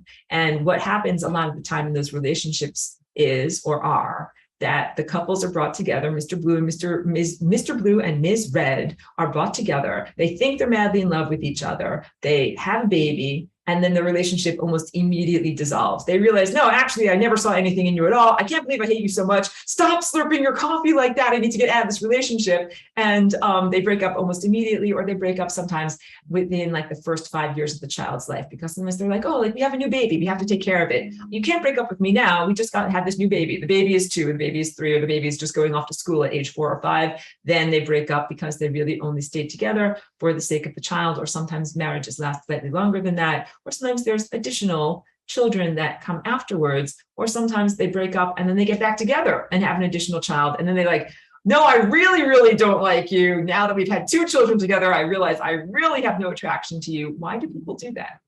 Sometimes it's broken filter from sexual abuse. Sometimes it is moon magic, literally the moon artificially influencing and creating offspring as breeding experiments in humanity. This can be seen as distressing stuff. You should be distressed by this. Okay. The connection between the orange emotion centers and the red chakra of arousal. This is male genetic modification. So males are only supposed to be aroused physically to be able to have intercourse with females that are appropriate partners for them. That means they're genetically appropriate partners. Like, you're not supposed to have sex within your own family because those are not genetically appropriate partners, because you will have recessive genes and you will have deformed babies. No offense to anybody that has ever had a deformed baby. It doesn't necessarily mean you had incest or excessive recessive genes in your family, but these are problems that have been seen in royal families throughout various different dynasties in human history. Royals always married royals, very, very small gene pool, too many recessive genes, and then they end up having weird things like blood diseases, malformed jaws, all sorts of strange things. And that's also, you also see it in like the dog world of purebred dogs. That's why I tell everyone, like, adopt. If you're going to get a dog, adopt. And also mutts make the best dogs because they are a blending of all of these different types of genetic characteristics, as opposed to like my purebred dog of a pedigree plus this purebred dog of a pedigree. That's very much like Mr. Blue plus Ms. Red being brought together by the moon. So as humans have been genetically modified, humans have also selectively bred and modified organisms like dogs and horses, thoroughbred horses that have sometimes, vulnerabilities in their basic nature of the way that they're built, simply because of the selective breeding over so many years. And even human foods. Broccoli is not a naturally occurring food, and nor are orange carrots, and nor are so many other vegetables, so many cruciferous vegetables. Humans have selectively bred many different types of organisms for their own purposes, both plants and animals, creating tendencies towards disease, tendencies towards mold, tendencies even towards cancer or other malformations. Okay, sorry, just drinking here. But all of that genetic modification of all of those genetic manipulations that humans do and other organisms have at their root humans being genetically modified and then being in somewhat of a ignorance about it. Okay, so the connection between males, orange emotional centers, their feelings of mammalian responsibility and community should be connected to their arousal. It's supposed to be yoked together so that males can only be aroused by something if it is emotionally appropriate for them to mate with it. Time vortices as refinery of consciousness. So when I talk about the time vortices, what I'm talking about is a larger refinery of consciousness that is selecting for certain personality characteristics to be able to ascend or successfully graduate from this realm, from this level of being. It's a refinery that keeps out unwanted characteristics, but lets through the desirable ones. So the undesirable characteristics end up getting smeared on the membrane of death. Wrong math homework, wrong equation, wrong thought structure, wrong trajectory through time. And you hit the side walls of like gutter balls. Sorry to talk about dead people that way.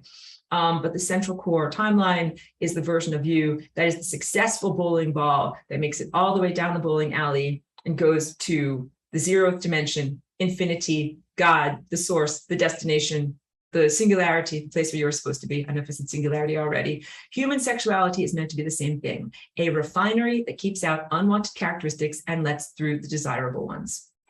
So we in our ascension process are in the same larger cosmic sense of a refinery process for characteristics to be able to graduate to the next level of being or experience or perception. And within this realm of life, our human sexuality and sexual dynamics is meant to be a refinery that keeps out unwanted characteristics from moving forward in time. Partners, so let me just say about this, keeping out the unwanted characteristics, letting through desirable ones. I'm just going to go into a little bit of shorthand here because I know I'm taking a long time on this and we have a lot to get through. So let's say, in the animal world, if there's a lion and here's a male lion, and here's a female lion, and the female lion is like, I'm looking for a partner to mate with, and this guy's got like 2 noses or, 12 ears, something that's not quite right about him. It's appropriate for her to be like, no, you don't have the right number of noses or ears. Like, I don't want that to get passed on to my babies, because there's a truthfulness of why do we have 1 nose? Why do we have 2 ears? For very specific reasons. So if there's a major malformation of the physicality structure, the female to say, no, I don't want those characteristics to be passed on to future generations. Or let's say this male lion over here is like super violent. The female might say, I don't want to have those characteristics be passed on into future generations. Not only am I afraid of being in partnership with something that is super violent, it might bite me, but that violence might come into my children, and then my children might bite me. So these are all valid deciding factors in terms of what one brings forward into the next generation. Partners shouldn't be attenuating to each other or forming a perfect circuit with their bodies and their chakras, back to the ideal, and making love. That means sending out an equal amount of energy that they are receiving.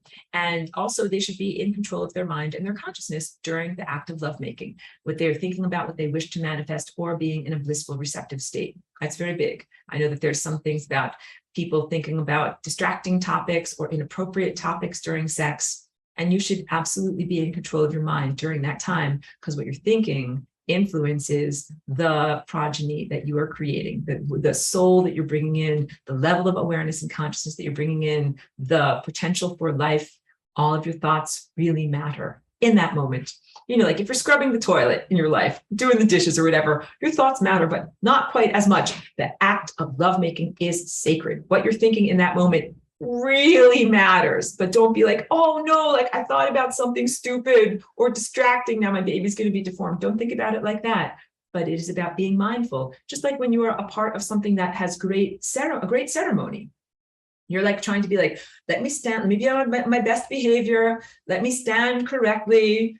I'm not going to, do something embarrassing. I'm not going to pick my nose or do something silly. Like you're recognizing that is a moment of great importance. Same thing with conception. Hold your mind in the formality of the moment. It's an important time. During lovemaking, energy collects in a reservoir at the base of the spine of both partners, circulates up through the chakras, and eventually leaves joyously and explosively through the top of the head. I already talked to you about that. This can also loop around. You can also do out through the top of the head, in through the center of your back, and then out through the heart, back to the sun, back to God, or out through the top of your head, in through the back of your head, out through the front of your forehead, back to God. But all of this is a big loop back to God. Tantric lovemaking from the Hindu tradition, I've already talked about that. And I'll just read it here. The Hindu tradition, keeper of mystery school traditions of vestigial information from Atlantis before the fall. Energy circulates through both partners and figure eights. I already got that. And at the same time, through individual spinal columns and figure eights. This is supposed to be a perpetual motion machine.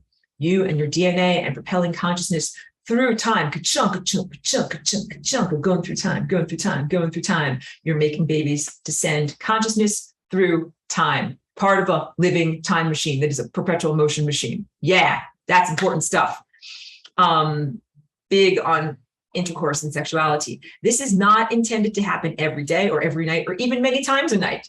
Oh my goodness. It is a sacred ceremonial experience. What is supposed to happen is during the entire, so females in our time and place have a monthly fertility cycle. During the entire month of creating an egg of potential, that couple is not supposed to be having sex. They're supposed to be cultivating their sexual energy, a whole entire month of cultivating fertility for the time that the woman is ovulating, which is actually a 2 to 3 day window when they will then come together and do love making. We could call it one amazing night of exploring conception, but it's usually, again, it can be like over the, it can be during that particular window. That window of opportunity is when life can come in. Very, very different way of looking at it. Look at it as a sacred partnership, sacred activity, that sex is ceremonial. Ceremonial might not be the right word because it sometimes means empty, like it's just a ceremonial gesture, but no, like ceremonious, important, not casual. This world has a lot. What I'm critical of is casual sex, because it is actually something that is hugely profound, amazing, miraculous, especially the first time. And that is also in human books and movies often seen as like, get this over with. Like, I don't want to do this or whatever. They do it on prom night and they're drunk and they throw up on each other. Like, that is not the ceremonious use of your sacred, sacral energy of the first time that you're coming together with your partner. It's not supposed to be like that. Now let's get on to, since that's a segue, into part 2, unhealthy sexuality. And again, grab your electrolyte waters, everyone. Get ready, girls. This is on a long marathon and important stuff and a challenge to be able to talk about this stuff. And so I do use humor and lightheartedness. Now we're going to talk about stuff like, hooray, satanic ritual abuse, not hooray. Very challenging. Analysis of current human social and cultural behavioral patterns and how that relates to the targeted genetic manipulation that has degraded and hijacked human sexuality. Again, fun in irony, not fun at all. Relates to lesson 18, level 1, which is all about galactic history, or how the human genetic code has been altered and changed by extraterrestrials. Part 1, ETs incepted humans. Dun, dun, dun. The ETs incepted humans, yes. Physical body is the end result of extraterrestrial intervention or influence in both the creation and development of humans along the way.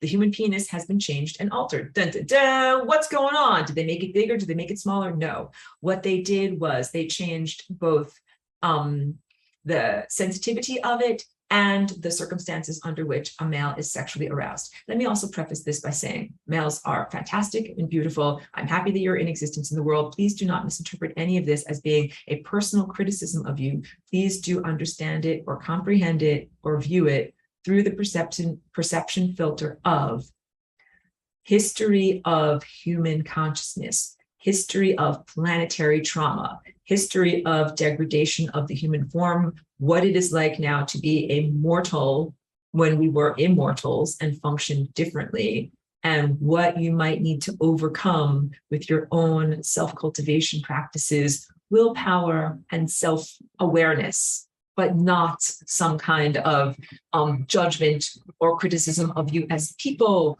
or of what your body architecture is like. But I am critical of the social dynamics, as I will get into this. So much love to males is what I'm trying to say. Please do not jump out a window because I'm telling you this. The human penis has been desensitized and cut off from the orange mammalian centers. This is mostly due to, oh yeah, this is supposed, I read this here. This is supposed to be an empowerment teaching for males and everyone to recognize that male genes and biology have been changed. And the penis does not function the way it was intended to. Originally, the penis was an externalized organ of great sensitivity.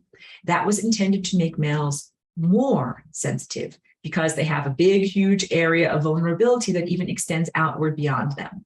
The sense of males, having externalized genitals that are sensitive and vulnerable, that would hopefully make them more aware of all of the things that they feel through that sensory organ and the vulnerability of that sensory organ, in contrast to women that don't have that have an internal structure and don't face those same levels of vulnerability. The cultural and religious practices that have led to desensitization. Most importantly, I call out in huge levels of criticism what is known as circumcision. Circumcision I've heard described as penis lobotomy, and this is apt. Lobotomy in the psychiatric realm of the Dark Ages was known as a time when the frontal lobe, the area right behind your forehead, where your third eye is, was severed in psychiatric patients. And it led to them being desensitized, docile, like mindless zombies, very zombifying. When I say penis lobotomy, what I'm talking about is circumcision as the removal of the protective membrane that goes across the head of the penis, leaving it exposed. But two things happen.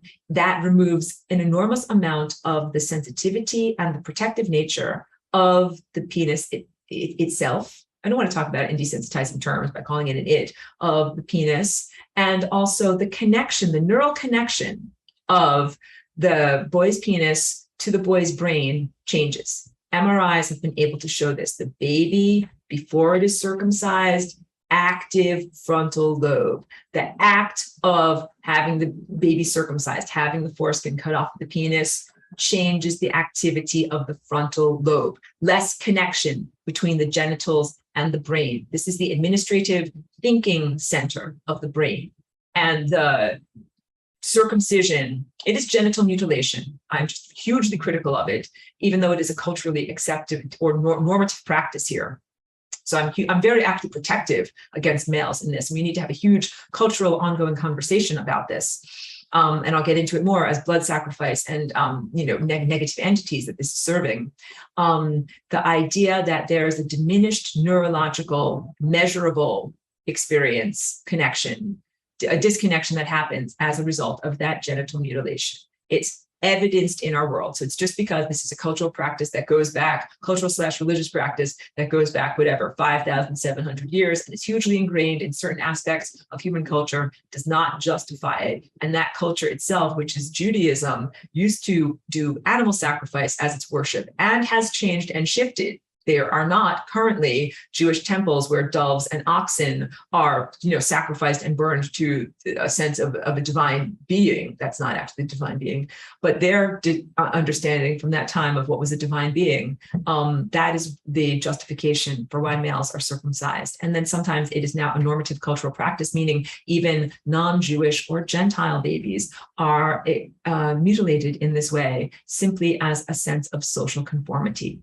This is really distressing. So you have trauma, like at an incredibly early age, sometimes just a couple of weeks old for little male babies, that changes the entire human social dynamic because their genitals that are meant to be extremely sensitive become exposed all the time, desensitized, and then their connection to the sexual activity becomes desensitized through trauma, that it becomes something that is like wrapped up in violence, wrapped up in unpleasantness, wrapped up in fear, wrapped up in power games, power abuse. All of those negative dynamics are coming from circumcision as a cultural practice. We need to have a huge conversation about how to stop this truthfully.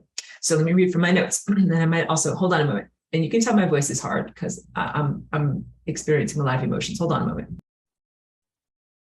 Okay, let me read from my notes and I'll go fast, don't worry. Circumcision comes from the Judeo-Christian religion, which actually comes from a lower level astral entity named Jehovah. And Jehovah, this lower level astral entity, it is not the overarching God meta-consciousness. It is a demiurge or a lower level thought form that is kept alive with blood, with ritual sacrifice.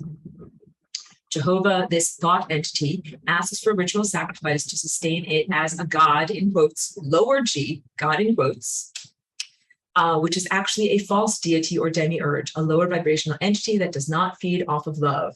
God, the overarching true creator, feeds on love. When you are in the love-making process, making a love tone with your partner, that feeds God. That is what true God eats. True God does not eat doves or oxen or your favorite sheep or goat cut so that its blood drips out and then burned on an altar at a temple. That blood sacrifice is what a demiurge eats, all right? A lower level astral entity that is upheld by the life force that is contained within blood. And that in the Jewish tradition, the circumcision is meant as a sacrifice to Jehovah, this God that serves the Jewish people. Again, I'm not here to criticize you as people. I'm here to criticize the activity of male circumcision and say that it is blood sacrifice that is serving a non-divine entity. Infinite apologies and compassion to males who have been assaulted in this way. Truly, truly, when you were helpless infants. That is a very difficult admittance, a difficult conversation. It's a trauma that exists in the early part of many men's lives, and that something has been lost that is not regained in their life, and that I have infinite love and compassion for you in that experience. I'm very, very sorry that you've been mutilated or traumatized in that way. And I'm sorry to use that word because I don't want you to feel bad about yourselves or anything like that, but it is a recognition of the profound, harm that has been done, even though people might think that it is no big deal. That's where I'm coming from on this. It's difficult stuff to talk about. So another thing that was changed and genetically modified is the arousal mechanism between the penis and the emotional center. There's the off-cutting. So fewer neurological connections between penis and frontal lobe, fewer energetic connections between penis and emotional centers. Again, the emotional centers are in existence as a reason. These are mammalian emotional centers. So again, if you were a fish, things would be very different. Mammals are not supposed to have sex with their offspring. Again, for reproductive, recessive gene purposes. That's really different than like in the fish world.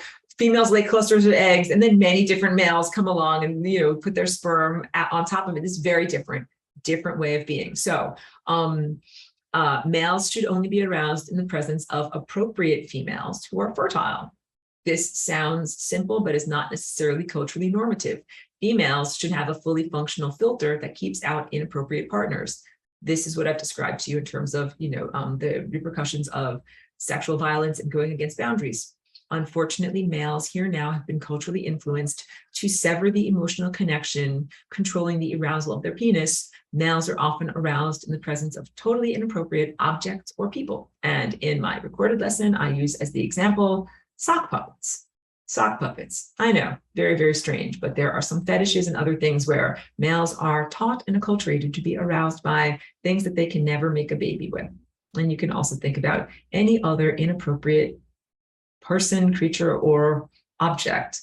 That blow-up dolls, never going to make a baby with a blow-up doll, but some males are aroused by that. Or now robo dolls, robo porn. None of that is appropriate because all of that is projecting and attenuating to something that does not end up creating life. It's anti-life, it's a dead end, and it's not a healthy or appropriate thing to be doing.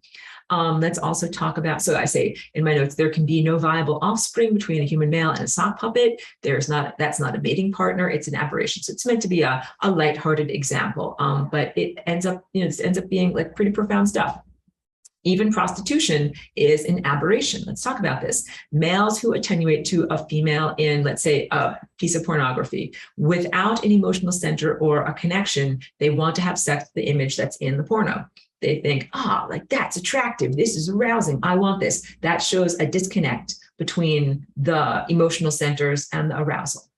Because if the emotional centers in the male are engaged, they actually consider their feelings about the woman in the porno, or the woman that is at the strip club, or the woman that is, in the magazine. When they actually connect to their mammalian emotional centers, they would feel pity, not arousal. And the reason for this is that any woman who is in the life position of having to sell their sexuality is doing so out of a sense of desperation, not out of a sense of personal empowerment. So to see a woman having to do that and commodify and sell her sexuality is not actually arousing. It is actually sad, distressing, of concern. that if you really are connecting to your emotional centers on this, you would say, I want that woman to have a much better life. I want to do something to help or possibly protect or uplift her, not to engage in some levels of exploitation because she is willing to commodify her sexuality. The same thing with sexual slavery of children. Oh, wait, let me go around to this. If the man is socially conscious, he recognizes that the woman in the pornography does not have a good life and that it's something he would not want for his own mother or sister or daughter. And then the attractiveness or arousal dissipates. Like the feeling goes right out the window because they're like, think about that. Would you want that to be your daughter on the stripper's pole? Would you want that to be your daughter in the pornography? And usually the answer is no, if the male is healthy and socially conscious.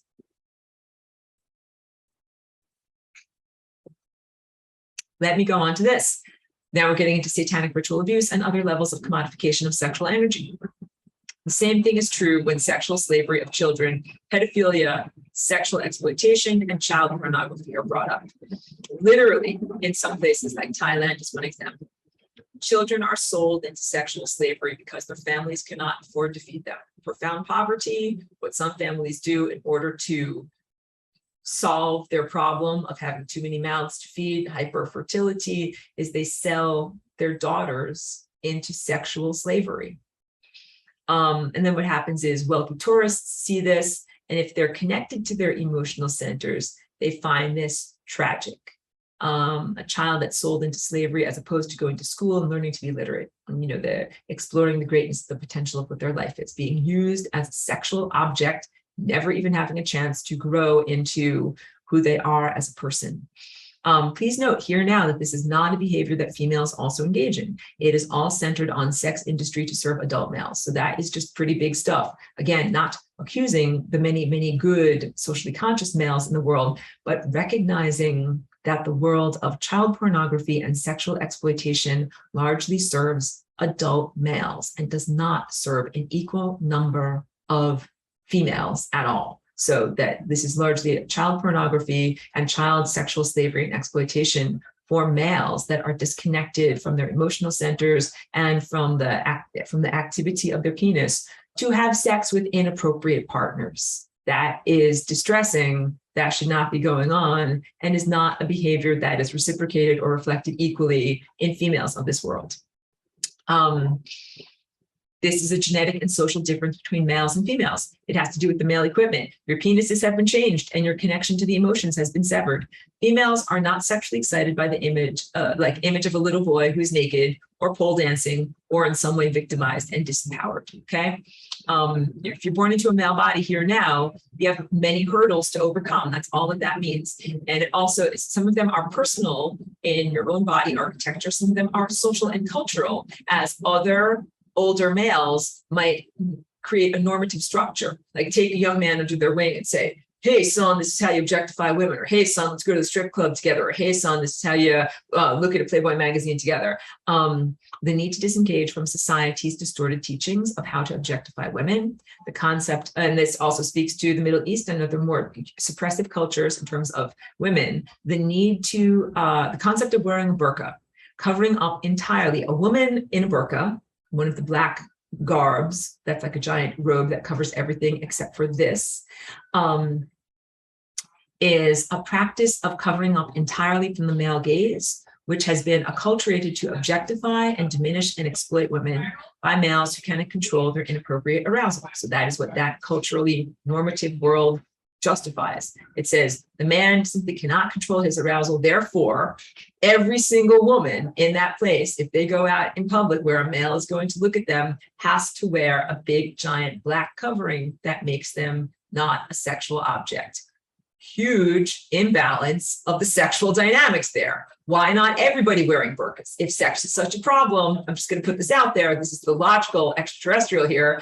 Why not everybody wearing burqas? And that way, because if women did the same thing, then it would be like, well, man, you better cover up and not show any ankles because otherwise women are going to be very inappropriate with you. It's not reciprocal. It is males looking at women, men looking at women, males looking at females and projecting and not being able to control their own sexuality. Females selecting away from physical deformities or negative characteristics such as violence. I already got through that. Let's get into this. When abuse happens, abuse is defined as going against boundaries.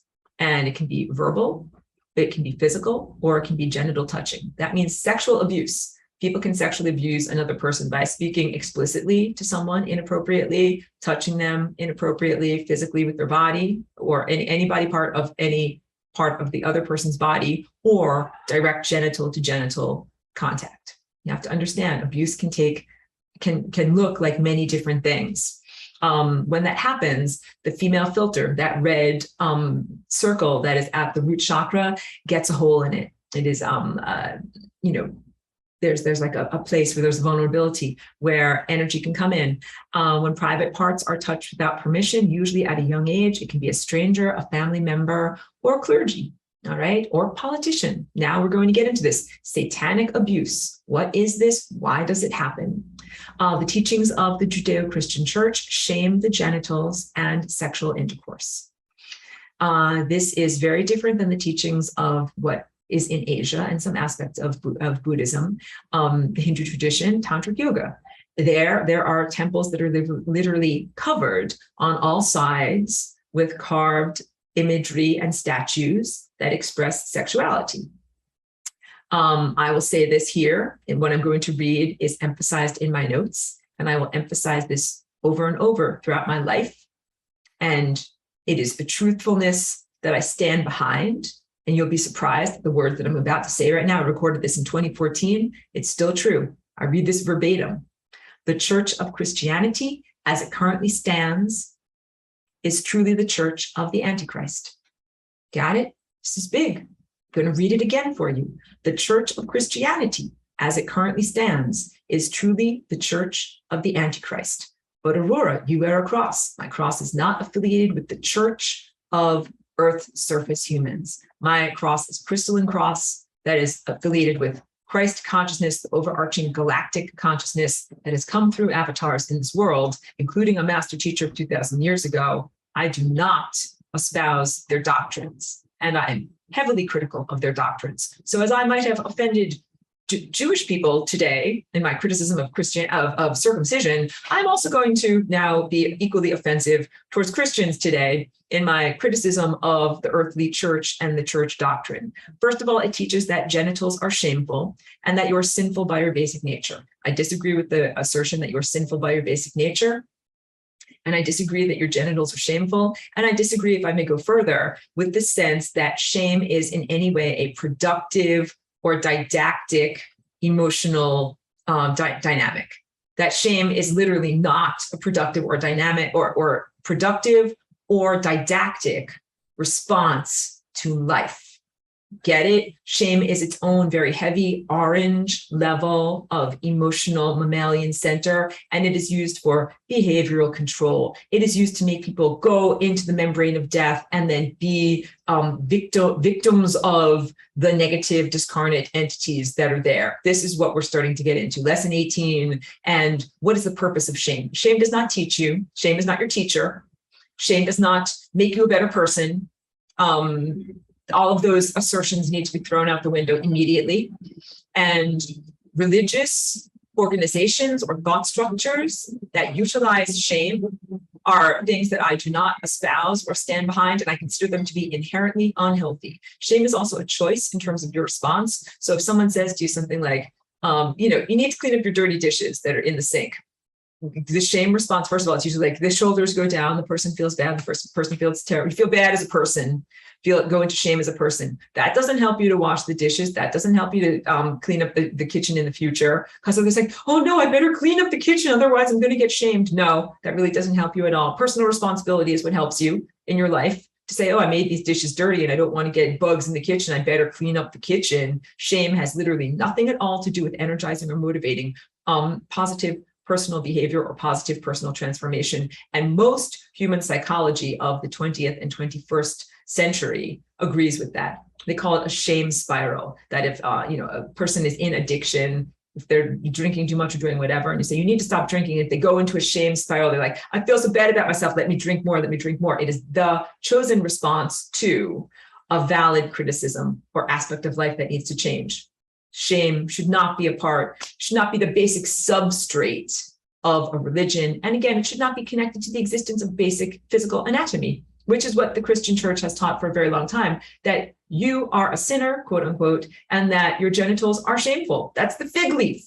You get it? The fig leaf over Adam and Eve. You can't even see my face is like, because I'm so shocked and distressed by this basic acculturated teaching that a part of your body that the Creator created you with is something that you somehow shouldn't have, shouldn't acknowledge, or shouldn't touch. Let me go more. The Christian church taught in what is known as the Dark Ages, but that weren't actually that very long ago, that you should never touch your genitals, and that feeling pleasure there is morally wrong. And that perception that has come from whatever, like the 1600s and somewhat earlier, is still here in this world, in this time and place. During the time of the Inquisition or the Dark Ages, the church taught people never to wash their genitals. Literally, they were taught never to wash, like basic hygiene, and to sew themselves into their long underwear in the wintertime. And all of this is it is an intentional agenda of the established earthly church, the church of Antichrist, not the church of true Christ, to take humans away from their power, away from their creativity, and away from their connection to the planet. There is true Christ, of course, because as I'm talking about the church of Antichrist, there is, of course, true worship of Christ that is coming into this level of consciousness, connecting to this level of consciousness. And what that means is huge levels of creativity, huge levels of love, huge levels of divine responsibility. Feelings like shame and guilt keep everyone out of those levels of experience of direct Christ connection, learning from the master teacher, becoming one with the master teacher, and being responsible for reality creation. Agenda to suppress humanity, agenda to disempower humanity, part of the alien invasion agenda that happened here a long time ago and happens on quite regular cycles. The current degraded level of human sexuality means that Earth herself is suffering. So again, I said sexuality and reproduction have to do with you as an earthly mundane being, which you can celebrate. Hooray, I'm an earthly mundane being. And healthy sexuality has to do with your connection to the planet, to matter, to Mother Nature, to the matter mother that you come from, and creating more matter mother as a parent in your offspring. Get it? So the current degraded level of human sexuality means that Earth herself, the planet, living being that is present, sentient, and conscious, and has her own willpower and volition and trajectory through life, is suffering and does not have access to these wonderful, vital areas of reproductive, fertile energy. Our planet is an amazing generative place or creative being or artist of reality. And because humans have been acculturated with a set of false teachings, false light, lies, and distortions and disruptions that bring humans away from either the healthy functioning of their genitals and their creative sexuality, or a total desensitization and a rejection of their genitals and healthy sexual dynamics. It means the planet is suffering. It means our whole planet, because humans are an organ of the planet. Humans are an organ of the planet, and we are perturbed, or humans are perturbed and disrupted by the teachings of the Christian church, which emerges from the teachings of Judaism. This must be recognized. And with its practice of circumcision as blood sacrifice to the small God, Jehovah. So again, humans are one of the organs of the planet.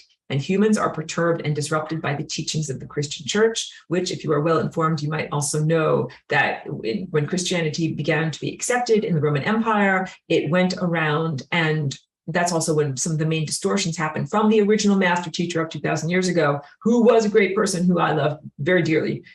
The pagan centers were co-opted. Life force centers that are like the acupuncture centers of power on Earth's surface, my spine went up, were co-opted by the Christian church. So there might have been a sacred wellspring that then a Christian church was built there, or another place of worship about what is called nature worship, paganism as nature worship, respect for the body that you live on. You live on a body, like I'm going to build a shrine right here on the nose to celebrate the sacredness of the nose of the woman that I live on. Like, that's beautiful. That's beautiful. But what if somebody built shrines on your earlobes that were about death, sin, guilt, everything, shame, that you're not supposed to be, that you're doing something wrong? And that's literally what happened to co-opting of the healthy energy meridians or ley lines or grid work of our planet, and an antithesis or weaponization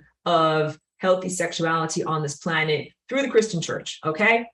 When sexual abusers go against boundaries, wait. So humans are one of the organs of the planet. I didn't get through this enough.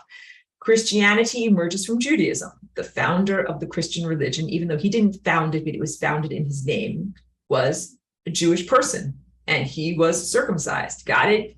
That whole culture was about killing animals for blood sacrifice and circumcising males for blood sacrifice. And then he himself was sacrificed on a cross. Then there became this whole religion that was based upon that sacrifice and death.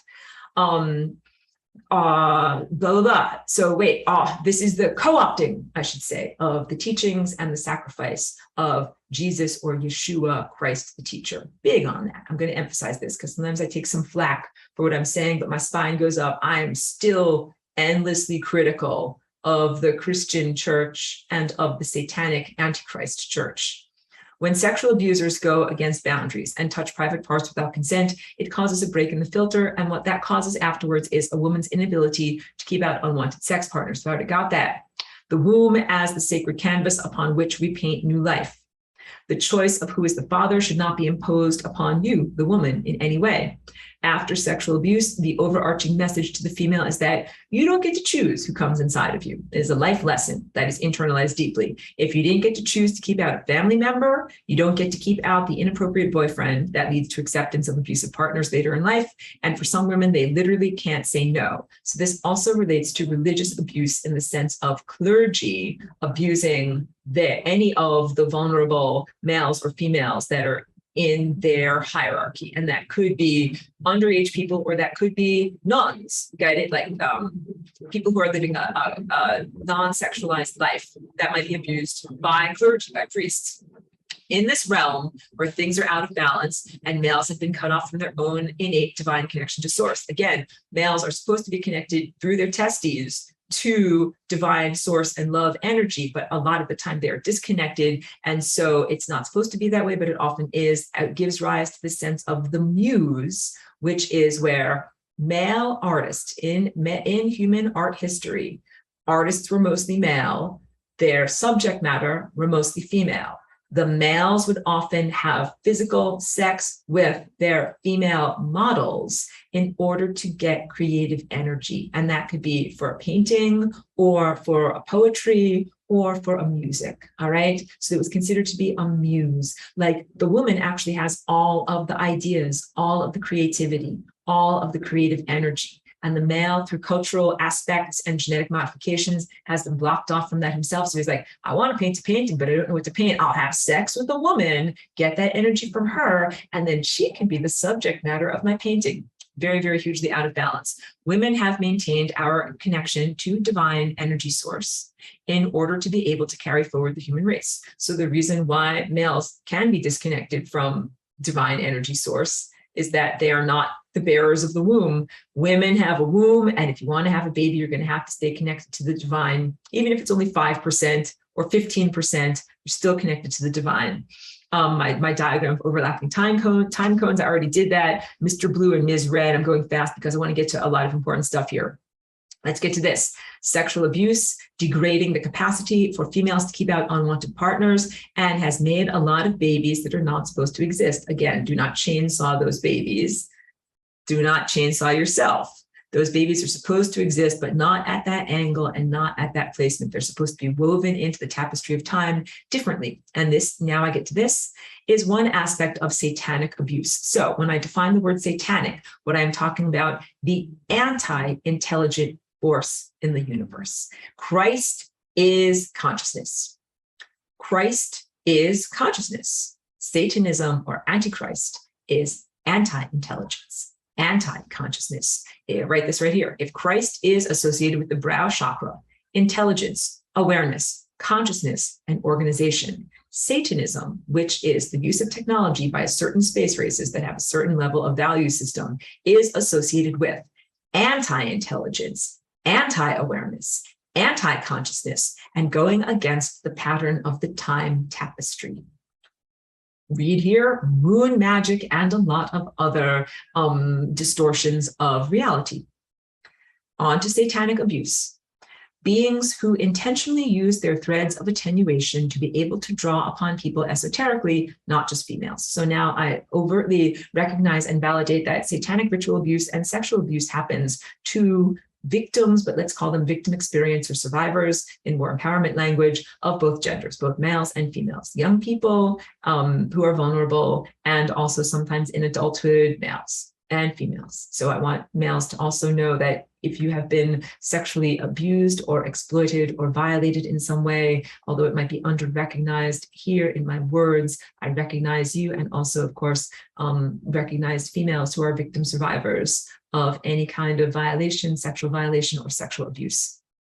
What I'm talking about with satanic abuse is the satanic organized layer of culture, is a good word for it, not civilization, that uses their threads of attenuation, not only coming from here. This is your Christ center, but imagine coming from here and thinking, projecting negative sexual thoughts on inappropriate partners, and also creating thread connections of the tendrils that emerge from the genitals with inappropriate partners and in inappropriate orifices, okay?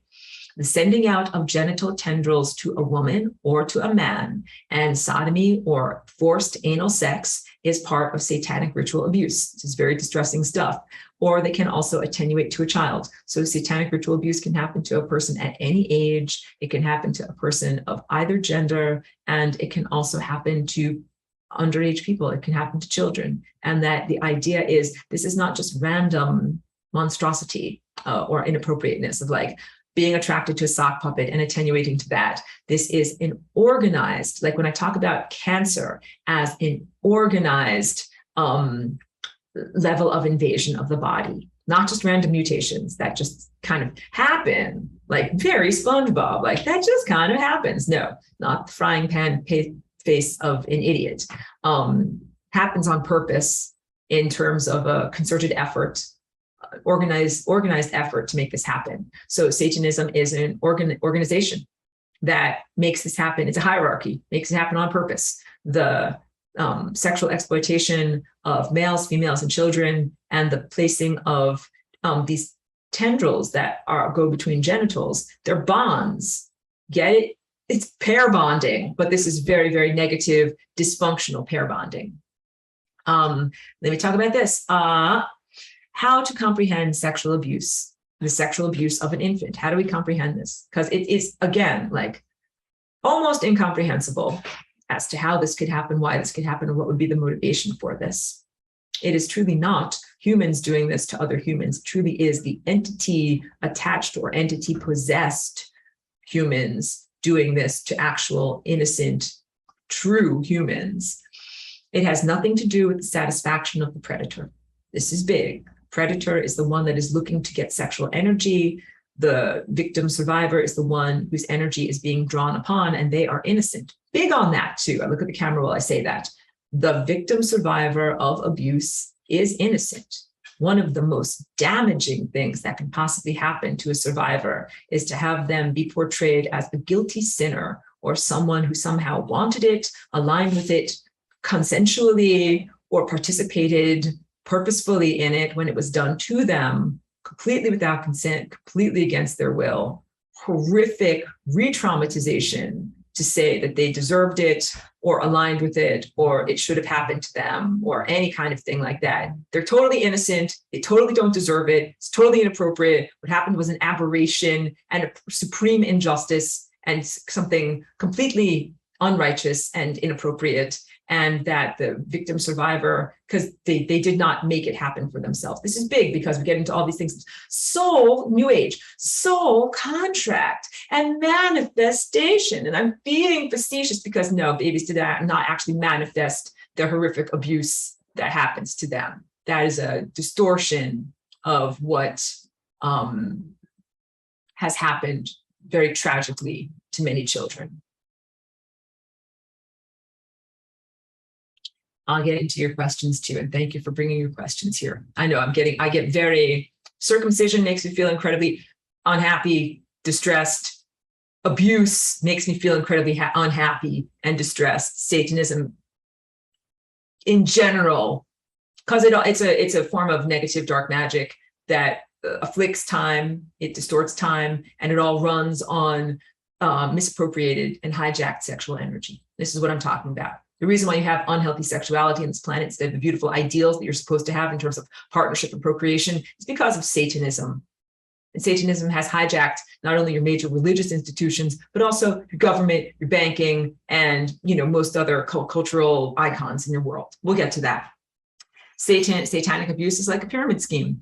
You know what pyramid schemes are, like multi-level marketing type stuff. Everything trickles down from the top and everything gets kicked back to the top. So what does that mean? In a pyramid scheme, one guy starts the company and then he's got 10 people that are under him. And then those 10 people have to go out and recruit 10 people and recruit 10 people. That's what it means. Trickles down from the top, but everything kicks up to the top. So whenever you buy your starter package of whatever you're selling, essential oils, or whatever it is, there's profits, and the profits go up, up, up, up the pyramid. So the guy at the top of the pyramid, who is Satan, always gets all the profits of all of the underlings over here who are doing all of the abuse. The power structure trickles down, the energy earnings filter up.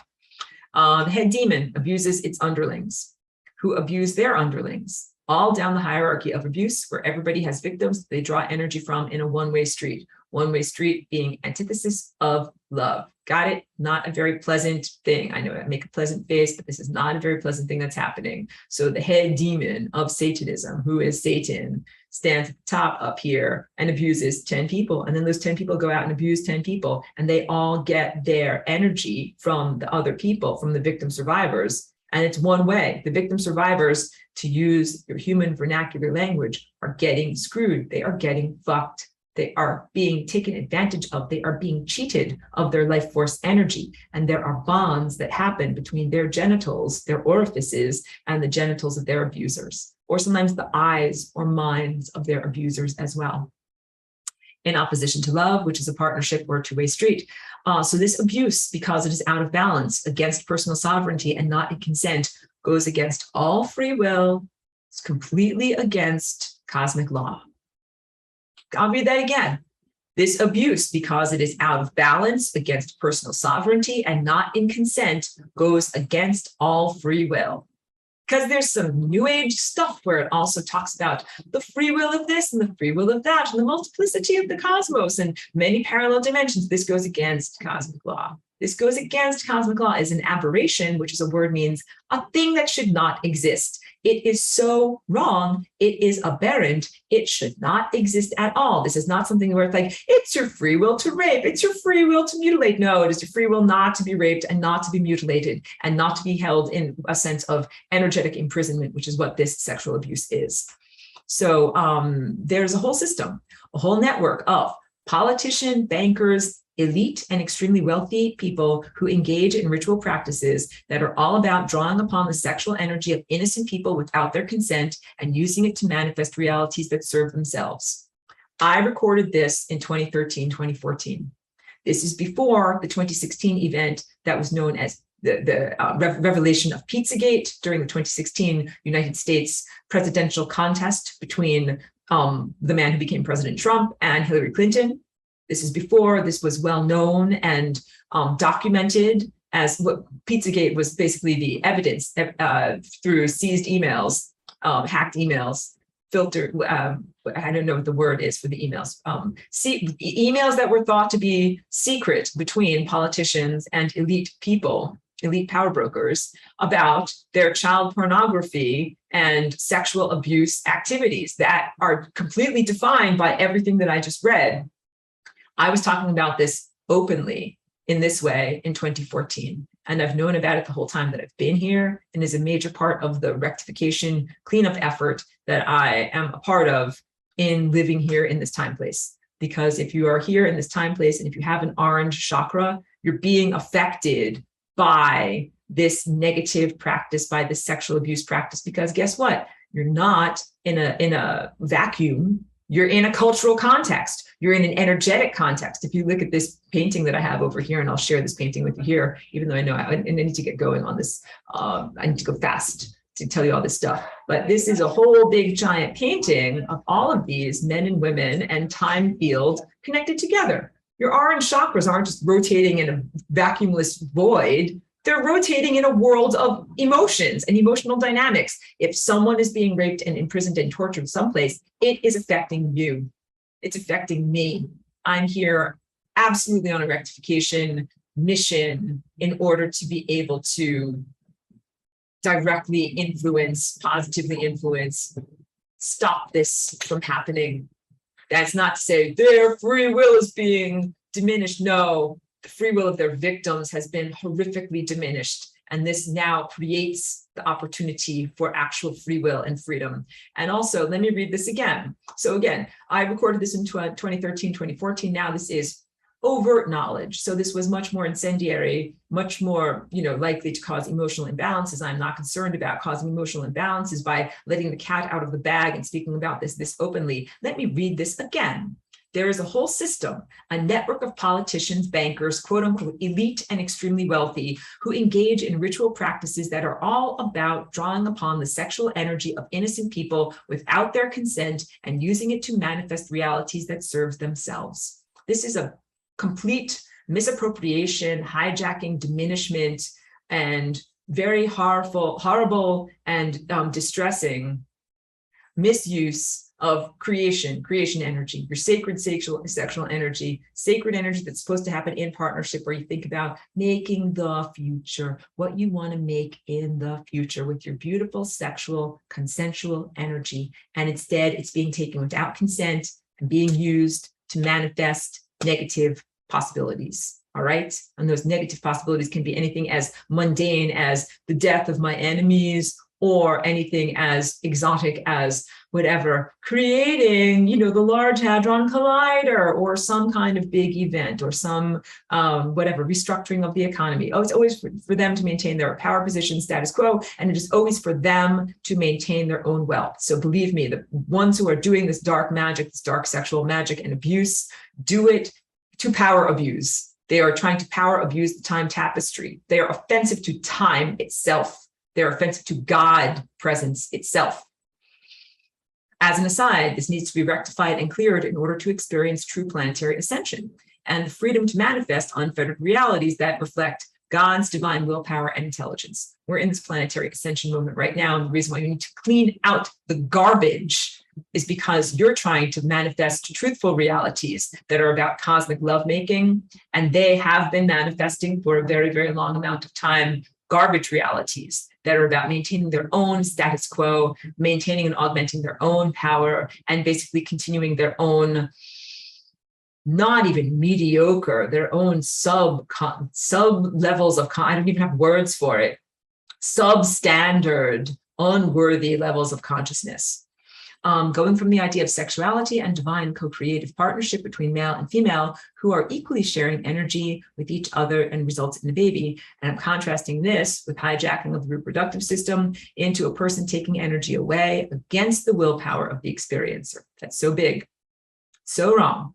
And instead of co-creative partnership, using that sexual energy for what they want, it is a stealing, it is an exploitation, and it is a misappropriation.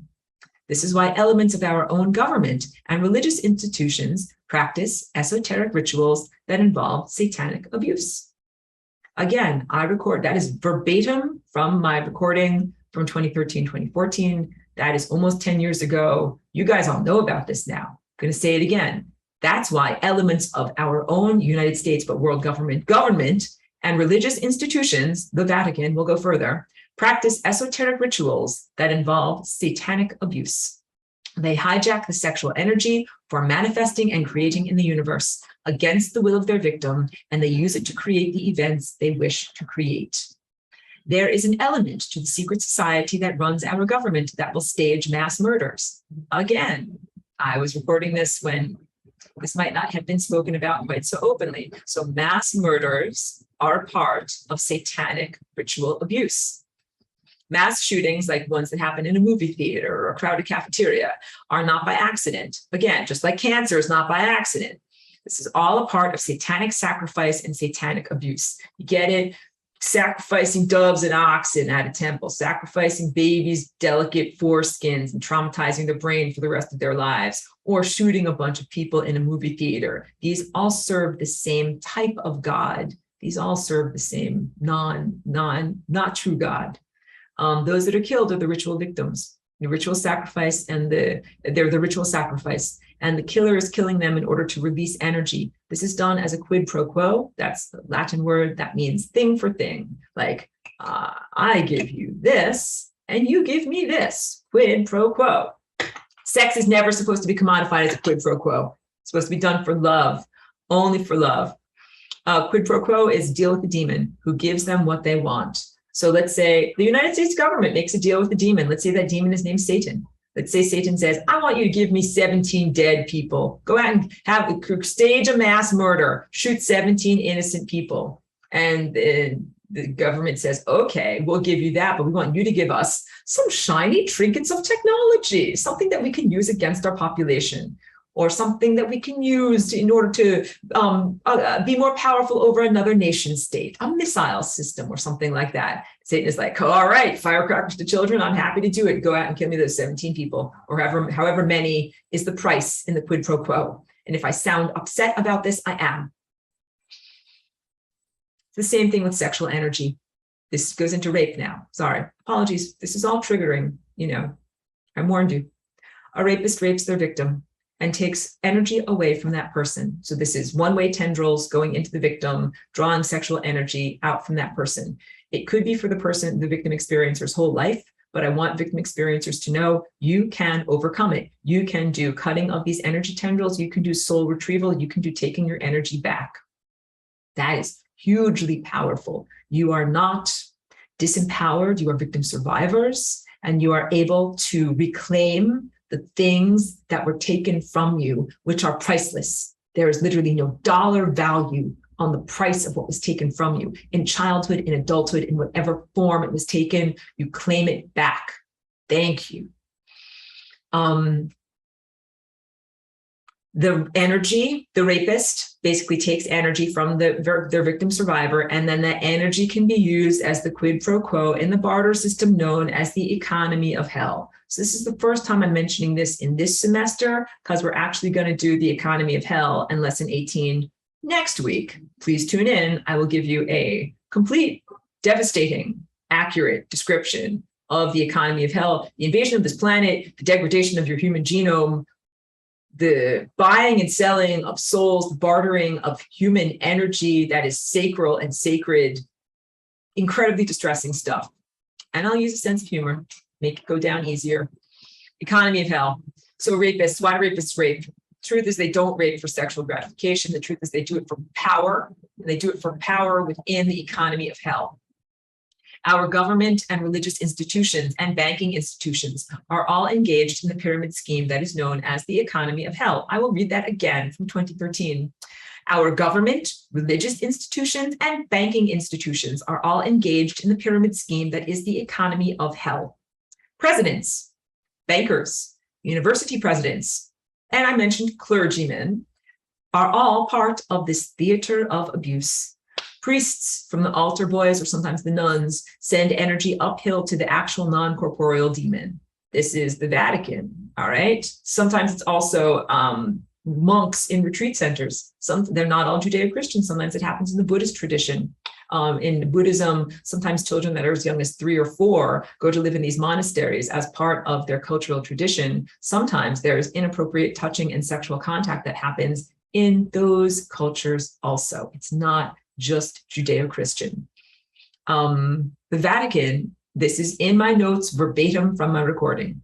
The Vatican is flat out this hierarchy of abuse. What I mentioned, priests or religious officiants that are abusing members of their congregation, and they send that energy uphill to the actual non-corporeal demon. Embodied clergymen that work as minions for a non-embodied demon harvesting and collecting sexual energy of misery, giving it back to that demon. The Vatican is flat out this hierarchy of abuse. And the next sentence is also verbatim from my recording. The CIA is this hierarchy of abuse. I will make this abundantly clear. I never would work for the CIA. I never have. I'm not affiliated with them. I have fought against them in everything that I do. I feel that their tactics are disgusting and repellent, and their organization is disgusting and repellent, and everything that they are and everything that they stand for is antithetical to who and what I am as Aurora. I never would. I never have. I am not affiliated with them in any way. And huge yellow caution flags, of course, on anyone that is or on anyone that wants to be, including many voices in alt media. Let's not have to be like a finger pointing thing of like, who is that guy in the CIA? Is that guy in the CIA? Let's get into this. Through sexual abuse and partition of consciousness, some people are working for intelligence agencies that they don't even know that they are working for. So you have to be in really, really good discernment of who is MK'd, mind controlled, who is partitioned, who is a Manchurian candidate, or someone who is not even fully in control of their own cognitive and emotional and volitional processes, and might be going around doing and saying and influencing things in people in some ways they might not be aware of. And also who are the ones who might be actively in alignment, who might feel special, like, oh, I'm a secret agent, I work for the CIA, I'm going to go around talking about things in the alt media like UFOs or whatever it is. People who get an ego lift out of being part of an intelligence network. That is a satanic hierarchy for abuse, period. And you also have to understand that, as I'm telling you about behind the scenes at the Vatican, like nuns, monks, priests, altar boys, these guys are all having sex. Yes, they're having unhealthy sexual dynamics. Same thing in the intelligence agencies. You think these guys are like the men in black and they're wearing suits, and they are all having sex with each other. That's not in my notes, but I'm verbally getting this across to all of you guys so that you comprehend what's going on. Negative sexual dynamic. Sometimes I call it the hot tub from hell. Like when you're in the hot tub from hell, you're sharing everybody's toenail fungus. It is a network of sexual abuse, both of the embodied and the astral or the non-embodied or the demonic non-corporeal beings that they serve. Big. And they also, their body portals become body openings, portals for non-corporeal demonic entities to act through, live through, and they're to be violent through. And this is also truthful of like gangs, like some low-level gangs these are like the low-level minions, but they are also body portals for negative discarnate thought entities to act through them and do blood sacrifice. The violence is blood sacrifice. This is dark stuff that I'm talking about. Let me keep going. Many people who are active in high levels of finance and banking are also taking part in this hierarchy of abuse. And that can look like killing an adult, can look like having sex with an adult, and can look like raping an adult. It can look like killing, having sex with, or raping underage people, or even children, infants. All right. There's a huge economy in this, and we can talk about it a lot. We'll get into it a lot next week too. I'm open to comments. Let me just get to the last of my notes here.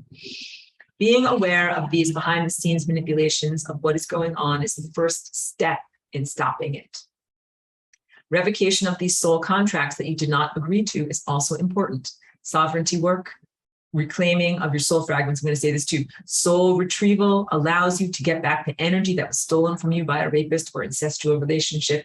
And soul retrieval on a collective planetary scale is what is necessary in terms of retrieving our true nature as humans, as divinely connected lovers in cosmic lovemaking, reclaiming the sacred energy of your energy centers. So you're creating the realities you actually wish to create, as opposed to allowing a church or banking organization or intelligence agency that is actually run by an esoteric secret society that are experts at how to use and manipulate and hijack sexual energy, them creating the reality for you. They've been creating reality for you. They've been fucking you. They've been screwing you. You've been shafted. You've been the victim. It's been a one-way, victim survivor. It's been a one-way street where they take money from you and then they use it to make money from you. They take energy, the non-physical money from you. They take currency from you and then use it to manifest the realities that serve them. The continuation of corrupt government, the continuation of corrupt intelligence agencies, the continuation of corrupt secret or esoteric or occult societies, and the continuation of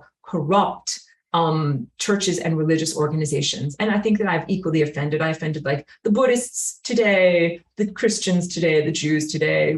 I should offend a few other religious organizations. I mean, I'm being facetious, but truthfully, I'm highly critical of the way that this reality is being run. And it's time for each one of us. First, what you do is claim your own sovereignty, your own energy field. Don't allow these energy parasites to be inside of you. Then what you do is you look at the institutions, the systemic architecture of your social world, and begin to change that systemic architecture.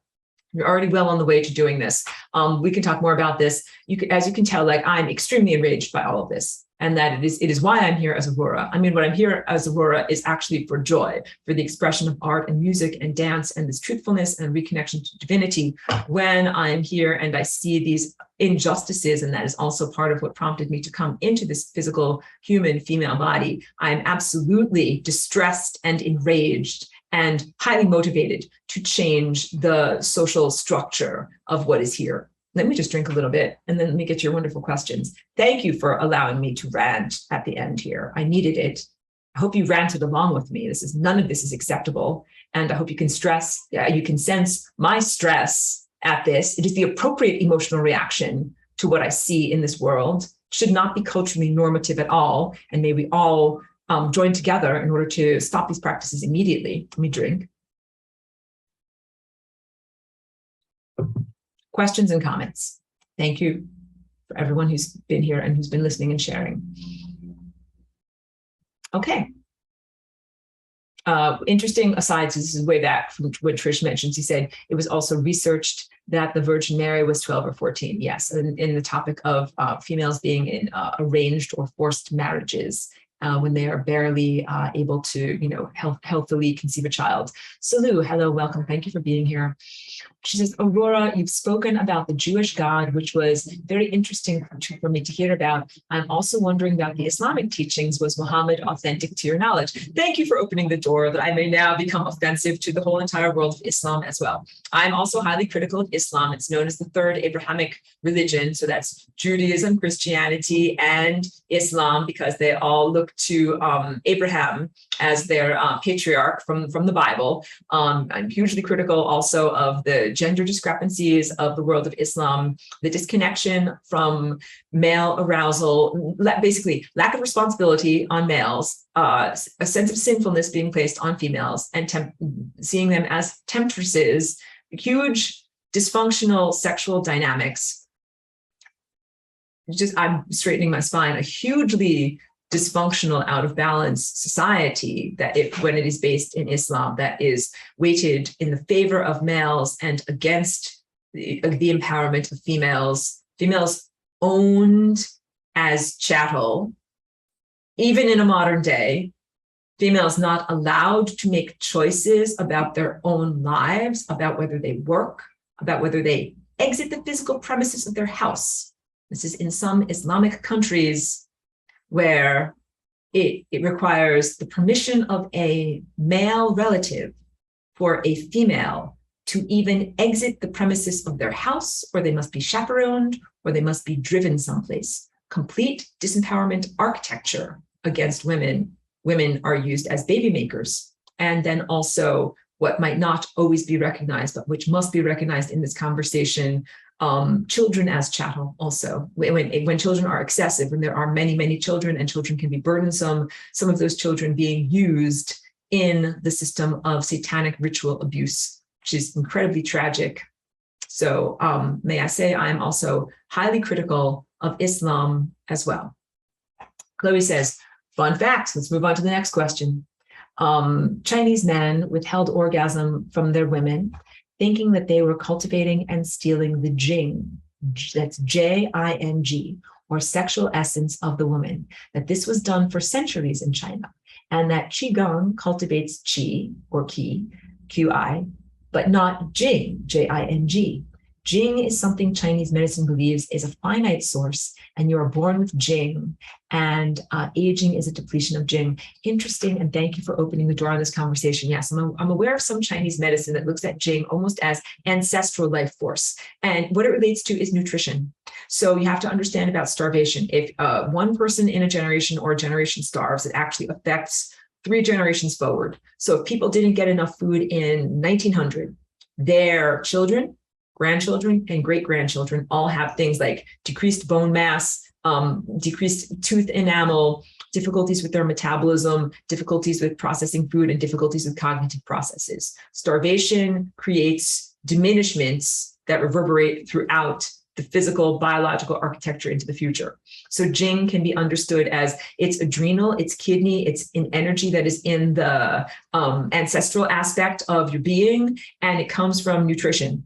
And I don't know everything about China, but I do know that one aspect of their history is that they have had many times of starvation, overpopulation and starvation, leading to poor nutrition has been a big part of their architecture, of their society, and of their biology. And that as a result, the physical biological structure of the people there and the sociology there is to eat less.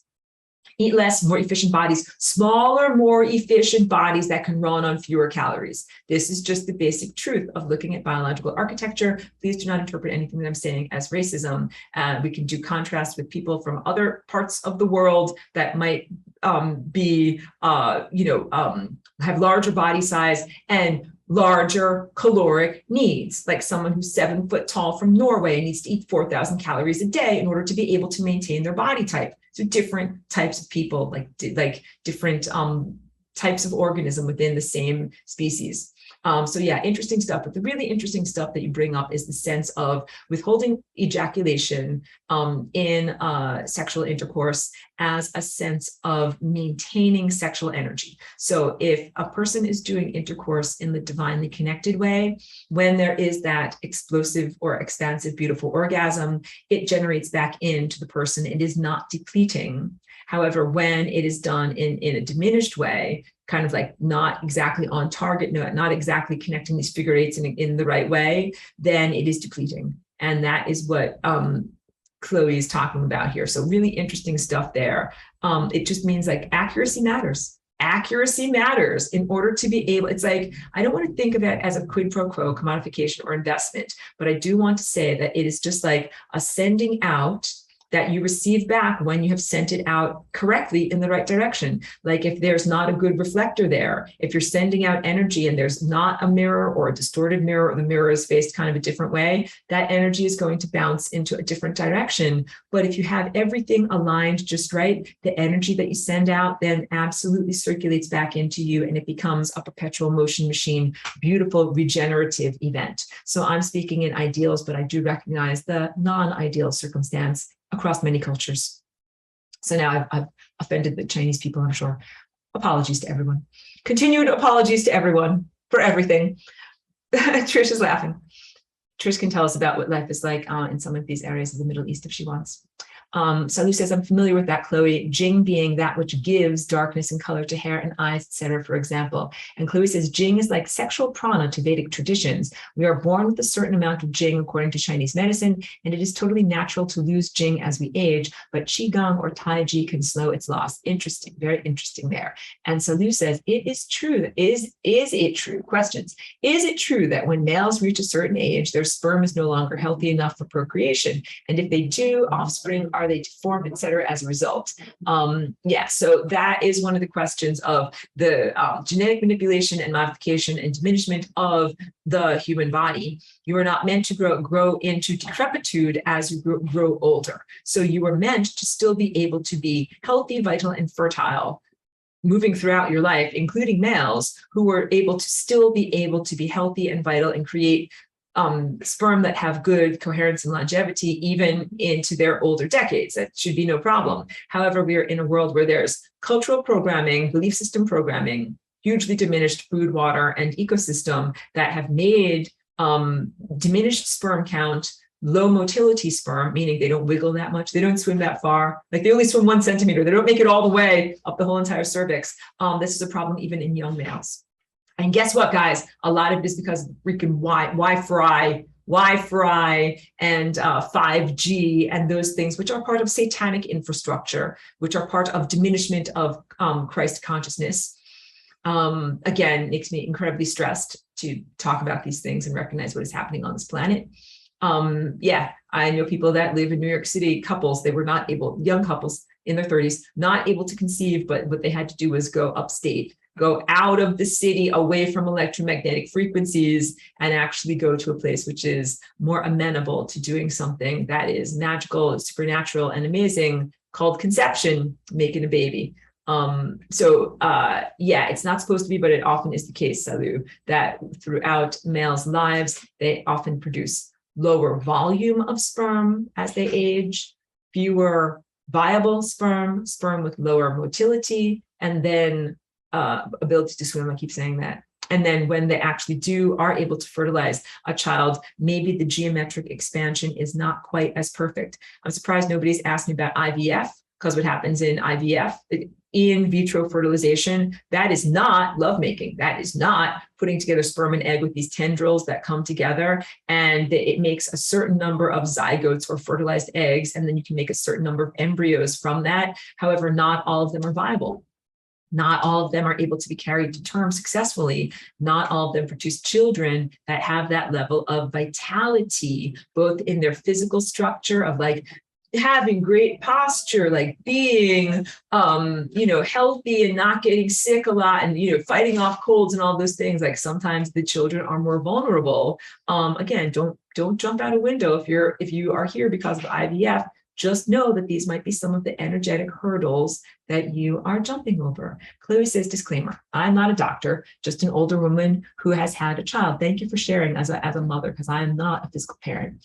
So Chloe goes on to say the egg has a thickening that occurs on its exterior as the woman ages. And as she is born with the same amount of ova or eggs at birth, that's right, that she has created when she was 6 months in utero, she has all the eggs she will ever have before she is born. The chromosomes break down in her DNA as she ages as well. Male sperm also suffer from male aging, but as tired swimmers and lack of motility. But to my knowledge, sperm can fertilize an egg at any point if assisted. Women's eggs actually expire with her diminishment of hormones, menopause, which is why some opt for cryofreezing to save them. Yeah, so there's so much to be said there. Thank you. You've given us the objective materialist view of what are the physical possibilities of the biological body from this cultural viewpoint. But not that I believe in the Bible, but you have to understand, like if you look at something like the story of Moses and his wife Sarah, that she was able to conceive at age 90, and they counted differently then, they aged differently then, and it was also considered to be a miracle from God, an implantation from God. Please know that our bodies, like part of the moon magic, is not only mispartnership, but it is also diminishment through the constant fertility cycle going through in women. Women are supposed to be able to live for hundreds, if not thousands of years, and have their fertility as males also be viable for hundreds, if not thousands of years. And this might be a big mind stretch, but the stretch of even being able to consider, what if you only had ovulation when you wanted it? What if all of those potentials for eggs, like eggs go through a ripening phase. So they're in a potential dormant phase that is like tiny little seeds. Then each month, one of those tiny little seeds comes out and it gets the lutein hormone, it gets ripened and it becomes something larger and is available to be impregnated. And so part of it, like Chloe is mentioning, there are hormonal changes that make eggs not ripen as much. And then also things that have been, let's say, in storage for a while are seen to be, quote unquote, past their expiration date. However, I'm trying to say that that is part of the degradation, decrepitude, and death and diminishment program that is artificial, that's been placed on the human genome. And of course, that I'm giving a new set of teachings and transformative ideas and embodiments that help people to transcend those preconceived notions and the sense of what is possible. I want you to know that that is possible. It is possible to have a healthy baby when you're 90 or 100 years old, and to also to climb a mountain when you're not 90 or 100 years old. Like this whole idea of what objective materialist science tells us is possible in the body will go out the window in these generations as our world is changing. You will see it. So this is very, very different than, again, I saw all of these romantic comedy movies that are about the woman's biological clock is ticking and she's 37 and she has to have a baby and she has to go out and date and find a man so that she can have her baby or whatever it is. Like all of that, it's like it's meant to be comedic. It is not accurate, but it is part of the feeling state that is generated and cultivated in this culture. So Lou says, I wonder if anyone knows of a high quality CBD oil. Okay, kind of a little off topic. Aurora, would you recommend this? And which one? Also, is it good for neurological issues? Yeah, it's a little bit off topic, but I love to talk about CBD. I find it to be an amazing, miraculous, supernatural, superfood healing substance. And there are lots of high quality oils that, I mean, it depends on where you live and what your accessibility is like. So in the United States, there are some hemp derived CBD oils that can be shipped across the borders of all states, but I don't know if they can be shipped internationally. And I think that you might be in the UK. So you have to do research as to what is available in your neck of the woods. But I will also tell you, like, if you're looking for what is a good CBD product, you want to look for something that is called full spectrum, or that is a full spectrum plant extract that has the entire symphony of cannabinoids in it, as opposed to an isolate that has been through a machine, a spectrograph machine. They take out every single different layer of the different types of phytocannabinoids, and they only give you the CBD. So if you take the whole plant and you distract everything from it, that makes a really effective tincture. But if you take the whole plant and you fractionate it and only take out some parts of it and only use one part for the tincture, it is less effective, less bioavailable, and causes more emotional and cognitive imbalances, even though that's not an issue with CBD, but it's a huge issue with THC. So a lot of people have this supercharged, pure THC tincture with none of the other symphony of cannabinoids that are in there. I don't recommend that at all. So the real answer is have to research what's available and what's legal in your own area. And that might be a little bit of legwork, but one of the good things you can do, reach out to other patients, because often who live in your area, they will often be able to point you to a good website. So I have a good resource for anybody that's in the United States, but I don't know if they will be able to ship to every place. Trish says, jinn, J-I-N in Arabic, and mentioned in the Quran, refers to the entity known as ghost. Yeah, and they're talking about jinns, not jings, but they sound familiar, no problem. And the jinn, D-J-I-N, like the genie's jinn in Islam, were thought to be fire demons who had great magic. And that is where we get the idea of genies in a lamp. Very interesting cultural asides there. So would love to open the floor now to anybody who would like to say anything or ask anything further while the recording is going. If not, I know it's been a long recording. We can always talk and chat afterwards. And also, if people have questions or comments, they want to send them to me on Patreon, if they want to send them to me in the comments of YouTube, I do try to be responsive to what people are sharing, try to keep the conversation. I mean, I didn't have to make this admonishment. My audience and people that connect here, participants, are almost always, very perceptive and very mature and really ready for this type of sharing. So I don't really have to say, like, to keep the comments a certain way. I think that is actually, whatever, unnecessary and a bit condescending. I absolutely have had positive experiences with people talking and sharing and asking questions here. Oh, Chloe wants to ask about if sperm being a parasite. Yeah, why please ask, because I think that could be something that is effective to talk about while it's recorded. It might be of benefit to others. So please. Okay. No, that's cool. I figured I'd ask. So my question is this. I was listening to someone talk about the degradation of the human being and how we've been genetically modified, and that, that codification that came like before ancient Sumeria, like going all the way back to Atlantean, Lemurian times. And they said, which resonated tremendously with me, that if you look at the way that a sperm enters into an egg, it is parasitic. And the way that parasites attack a host, sending out 1 million of them to try to make contact with anything that they can, is also of a parasitic nature. And that they believe that was the genetic manipulation of whatever they did to the Adamu or ancient man, or whatever we're calling the creature before it became, and let us create them in our image. The sperm itself is the parasite. Like, creation wasn't that. And that what we have as far as our own reproductive abilities is parasitic in nature and not symbiotic at all. It destroys the female as it leaches out minerals and vital things that the woman has in her body, like calcium, magnesium, that she cannot replace. So it is really a parasitic host and not such a, you know what I'm saying? So that is what I would love to hear your comments on, and I will unmute myself. Thank you so much. Thank you for your great thoughts, and thank you for your sharing, because I think that there's a lot of validity to that viewpoint of what pregnancy in this mortal world really is about. We have to acknowledge that everything about what the human body is has been repurposed. Everything has been changed from its original usage into a much more mundane and practical, pragmatic usage, including reproduction. And that I think that it's apt to all the things that you're talking about in terms of pregnancy being a diminishment of the mother parent, that it takes energy from them in terms of energy. So in physicality, you're right, minerals and other things are taken from the mother, but in energy is actually taken from both parents. It is part of the aging process of having a child. The child comes out, is new, young, and strong, grows stronger, and that the parents often grow older and fatter and then smaller and more diminished. I'm joking about this, but it's kind of truthful.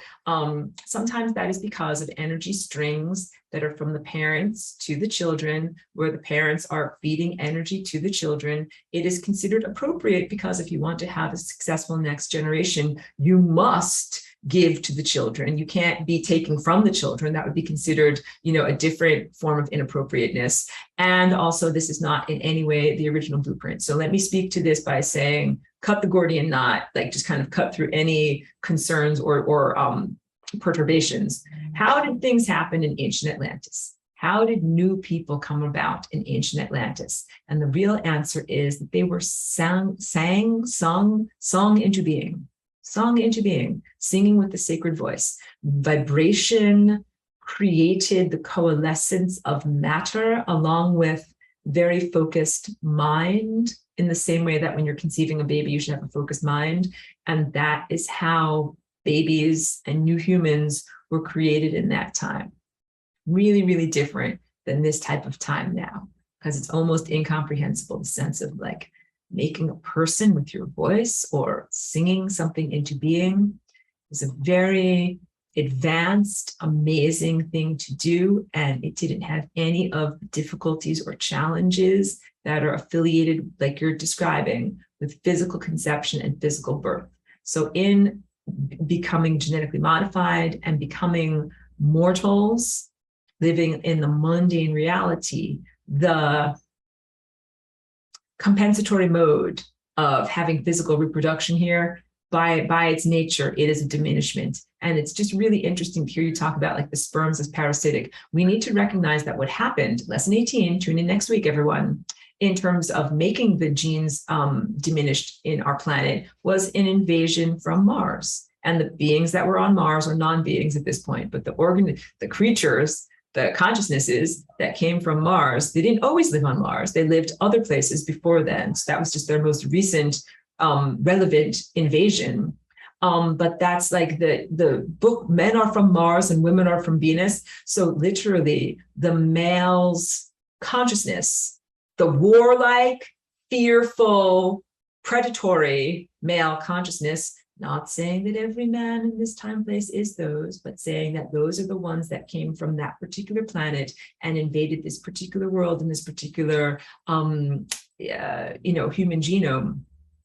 They brought with them pathological violences and other pathological tendencies that have been placed into the human genome, and that some of those basics affect or afflict both sexes, both genders, in terms of fearfulness, violence, like, the sense of insecurity, never having enough resources, always needing more, greed, substance abuse, addiction, definitely rape. That all of those things came from that invasion. So I feel like it's an apt description to see the sperm in this time and place as a type of parasite that goes into the human genome in this way. But I don't want it to be it should maybe allegory, poetic, but not too literal. And then the sense of what will things be like when we are healed? What will things be like when this planet is healed? First of all, we need to get rid of all the satanic ritual abuse, because that is literally, it's like a hijacking of our energy currency for creating reality. If Earth has a reality budget and it's like, okay, whatever, $100 for the planet, that's our reality creation budget. $99.99 are being misappropriated by these satanic invaders that came from Mars. That not just Mars, like they are also on Saturn, they are also in many other places and parallel dimensions. But those negative technology users have taken the creative energy for us to be able to create our reality and have created an extremely diminished reality. And part of that is the sense of parenthood that is not joyous, that is not appropriate, parenthood that is burdensome. It's the partnering is not joyous or appropriate or consensual. Experience of marriage, love, and procreation is not joyous or uplifting, and that the physical effects on the parentage is also somehow diminishing. None of those things is what family is supposed to be. And that's also how we can understand how family dynamics can be so fraught, how there can be resentment of like, parents have too many babies, they have too many mouths to feed, better sell them off to some sexual slavery or some other type of thing like that. Like, I'm sorry to be so facetious about it, but you understand, it's like children being seen as a burden instead of a celebration of life. Even we haven't gotten into it, but just mention the word abortion, even the sense of abortion and how that relates to ritual sacrifice and how that relates to the burdensomeness of parenting and how that relates to the burdensomeness or inappropriateness of casual sex or non-sacred, respectful use of sex and sexual energy. All of these things are really related to the planetary invasion. So if I say, what is our world going to look like? First of all, you will have conscious partnership in creating the realities that you wish. Will you have genital contact? Will you have physicality orgasm? Please hold that question lightly, because you might have something even better. As I've described, that in the world of Atlantis, when you are a person that walked on the surface of the planet, every single time you walked on the planet, you had an exaltation that would be considered like equal to orgasm.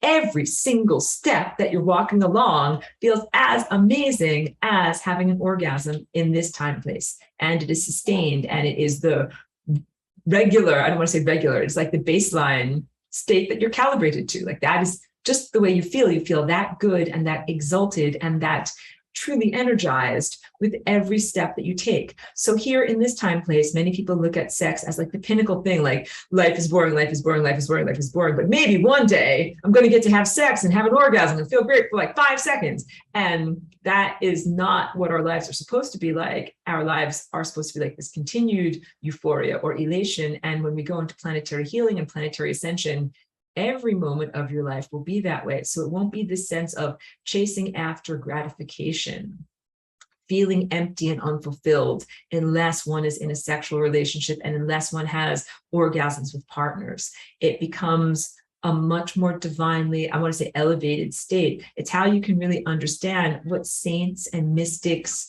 feel like. They don't necessarily feel like, oh, like I'm sitting on a mountaintop and meditating, but like, I really wish that I was having sex with someone. Like, I don't think that they're like that. I think that what they're really doing is getting into these elevated states of being able to use their energy centers to naturally feel so uplifted, so peaceful, so blissful, so fantastic. They don't necessarily feel like they want to be in partnered physical intercourse with someone else. Because I think that if they were, that they would be giving more than they're getting in the interaction. You get it? Like I was talking about Dan Winter and the heart coherence, 60 beats per minute means you should be with the super athlete, 60 beats per minute. So if you're a mountain climber with a Homer Simpson, like you're not well matched. If you are a spiritual athlete that's doing all of this amazing energy work and being like, no, amazing. You can't be with a Homer Simpson couch sitting potato chip eater. Like that's just going to be completely draining for you. So yeah, everything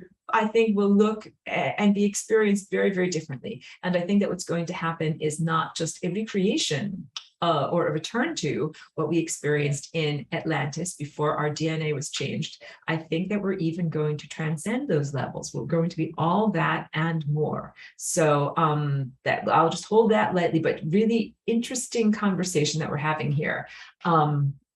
So Trish says, energy harvesting architecture, very good comment, and making a person out of light and through sound. That's exactly how it was made. And she's joking about the nature of a sperm. It looks like a worm, another worm. Just really comprehend the way that we make things is with our mind, but mind is the true mind of insight here, divine connection, heart. It is using all of these energy centers and, like you say, voice, the sacred voice, which is sound, and light, the light of pure consciousness, of pure awareness of our light body. It is almost indescribable for me to be able to put into words how life was created in that true time. Life is still a miracle that is created here now, but it is the story, like I'm not a biblical literalist, the expulsion from Eden before the Garden of Eden and becoming quote unquote sinners who have to wear fig leaves over your genitals. Women did not have birth that was painful. That was supposed to be one of the punishments that happened after your fall from grace, that you're going to have to toil in the soil to get your food, and you're going to bring forth your children in agony and many other things. That all of that is the genetic degradation. So as we return to being light eaters and solar powered consciousnesses, or what could be also considered breatharian, breathing pure chi, breathing pure prana, the body behaves differently. The energy ingestion behaves differently. The way that consciousness continues is different. So right now also, we make a lot of seeds because we lose a lot of plants. You get it? Like there's 10 million poppy seeds in one poppy because not all of them sprout. Infant mortality is a thing. Also, war is a thing. War is satanic sacrifice. The military is a satanic cult. And they look around and they say, there are too many males. Let's get rid of them. Let's cook up a war. Let's send them off to battle. And then all of these guys will get sacrificed, and they'll get sacrificed to the god of war. The god of war, in many ancient mythological terms, was known as the god of Mars. That's Ares, I believe, god of Mars, god of war. And that... You know, every time... Yes, war is definitely a sacrifice. But, you know, it's interesting with reincarnation, if you believe in that, because every time there's a war, in the history of war, there's a baby boom. It's like everyone that dies comes back. Totally, really good point. Thank you so much for your perspective. Very truthful. So on the human social dynamic level, a lot of what's happening is war is a time of diminished resources and great stress when women cannot have babies effectively. In order to have a baby effectively, you need to have a nice, comfortable, peaceful time with lots and lots of food and comfy blankets and whatever, you know, full body pillows and things like that, like things that help.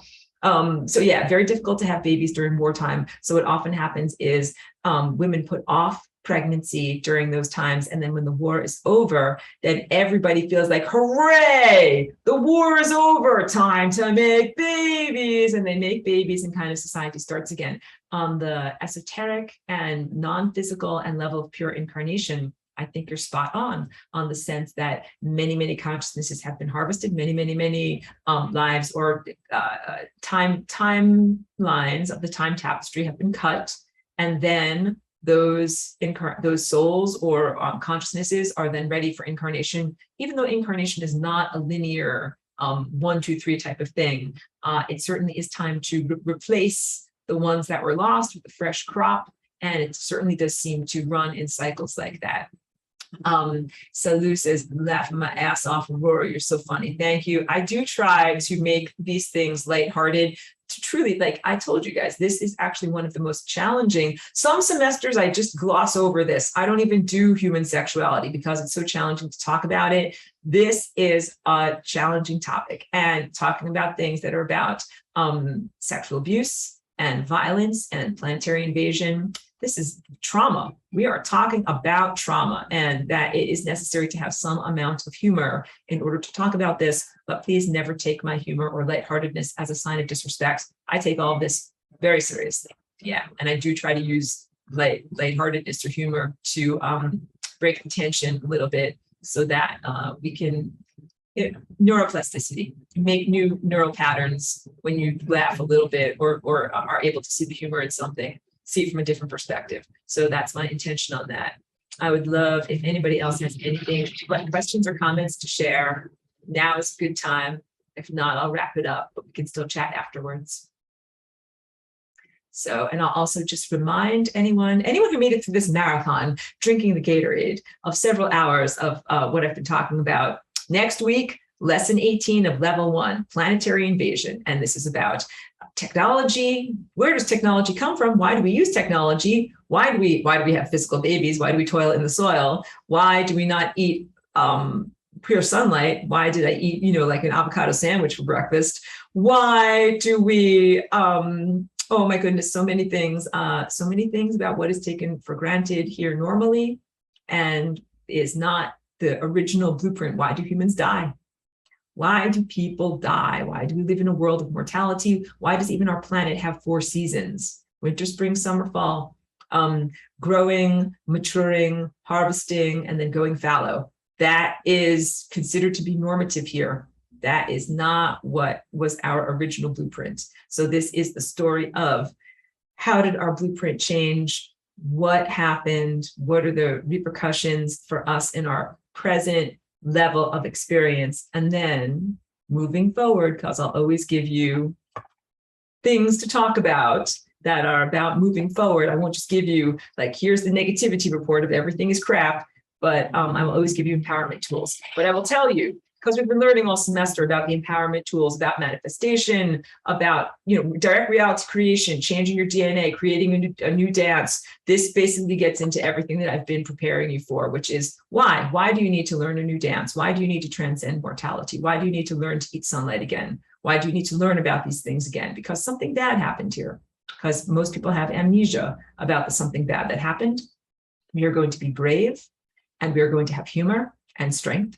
And we are going to talk about the something bad that happened. And we are also going to talk about the solutions or effective, responsible responses to it. So Chloe says, what is funny is that you're on your rant, you stated that you're not affiliated with the CIA. Well, something, I have to say that I've been through many, many experiences, especially recently over the past year, of being, attempted hijacking or attempted eradication of who and what I am, affiliated with that organization, affiliated with the secret societies behind it. And also, like I say, the hijacking of people right now by the CIA or by the secret societies that are behind every intelligence agency. So CIA, FBI, NSA, but also KGB, the one that's in Great Britain, whatever it is called, M16, M16, everything that's in the Five Eyes network. I mean, I'm just also using all the keywords, like if I'm not visible enough as a targeted person. Seriously, I know. M15 is what she says. Thank you so much. I'm not informed enough in the human terms of what it is. All of these agencies are run by occult societies. And so I will just continually verbally assert that I'm not affiliated with them, but some people in the alternative media are. Some people at UFO conferences, or who run UFO conferences, or who are public speakers, or who are part of the, you could call it the UFO con, because sometimes it's not just a convention, it's a con, but also some other aspects of alt media and aspects of regular media. And I'm just, there's so much to talk about on it, but many, many people that are in your world. And if they're not being suppressed in some way, then you should question, like, how can that person be talking about these things without having their ass kicked? And I've gone through a lot yet. Chloe says it very well. She says disinfo agents. That's exactly right. So I would wave the yellow caution flags on anyone that is a disinfo agent. I would encourage everyone to use your own personal discernment, personal ability to see with your insight, to taste, test, and touch on a person for their love, for their authenticity, for whether they have a heart tone, a compassion, for whether they are speaking the truth, for whether they're in self-conflict, for whether they are hijacked and driven around by negative thought entities, whether they're saying something that serves the power agenda of the abusers. And I recorded this lesson in 2013 and 2014, made it very clear back then, I do not serve the agenda of the power abusers. In fact, I'm here as a reformer, as a rectifier with my genetic dance, even though this is a self-expression, not an act of war. And even more recent attempts, like I said, to hijack or eradicate me have failed. And I continue to do flying rainbow lasagna, and I continue to be divinely connected and divinely motivated, or telling us, or telling you to do nothing and trust some savior. Yes, that's very, very big. So that relates to not only intelligence agencies, but also religious agendae that are connected to secret societies that are also about energy harvesting. These are all control structures, social and behavioral control structures. What controls your life? Religion, government, money. Money's the big one. That's what really controls a lot of people's lives. And then to a lesser extent, like, the approval or disapproval of other people that are in society, whether they applaud you, or whether they shoot you down. But yeah, all of those things, those are satanically influenced or outright satanically controlled. And satanically, again, I'll get into this next week, and to define it extremely accurately means a particular group of non-terrestrial space races. They could be extraterrestrial or extra-dimensional. So the definition sometimes overlaps with that. They use technology, and they have a particular value system that is not based in love, and it is based in anti-awareness, anti-consciousness, anti-organizational principle, anti-Christ. And what they've done is erected an anti-Christ grid here on your planet, which is the Starlink satellite system. Guess what? The guy that erected that is not your friend. Oh my goodness, frying pan face. That's like, yeah, I'm your friend, not your friend. 5G network, Bluetooth everywhere, things that I can't talk about on this particular YouTube. I want to be able to keep talking about things. And like Gilligan's Island and the rest, Skipper, Marianne, and the rest. Yeah, all those things. Yeah, we'll get into that more next week. I think that would be a positive thing. Everyone needs to digest and process all the things that I've told you about today, some of the challenging topics that I've talked about today. And then next week, I'll talk about the next set of challenging topics. Get your Gatorade ready, everyone. My goodness. Get your electrolytes ready. Get ready for the marathon.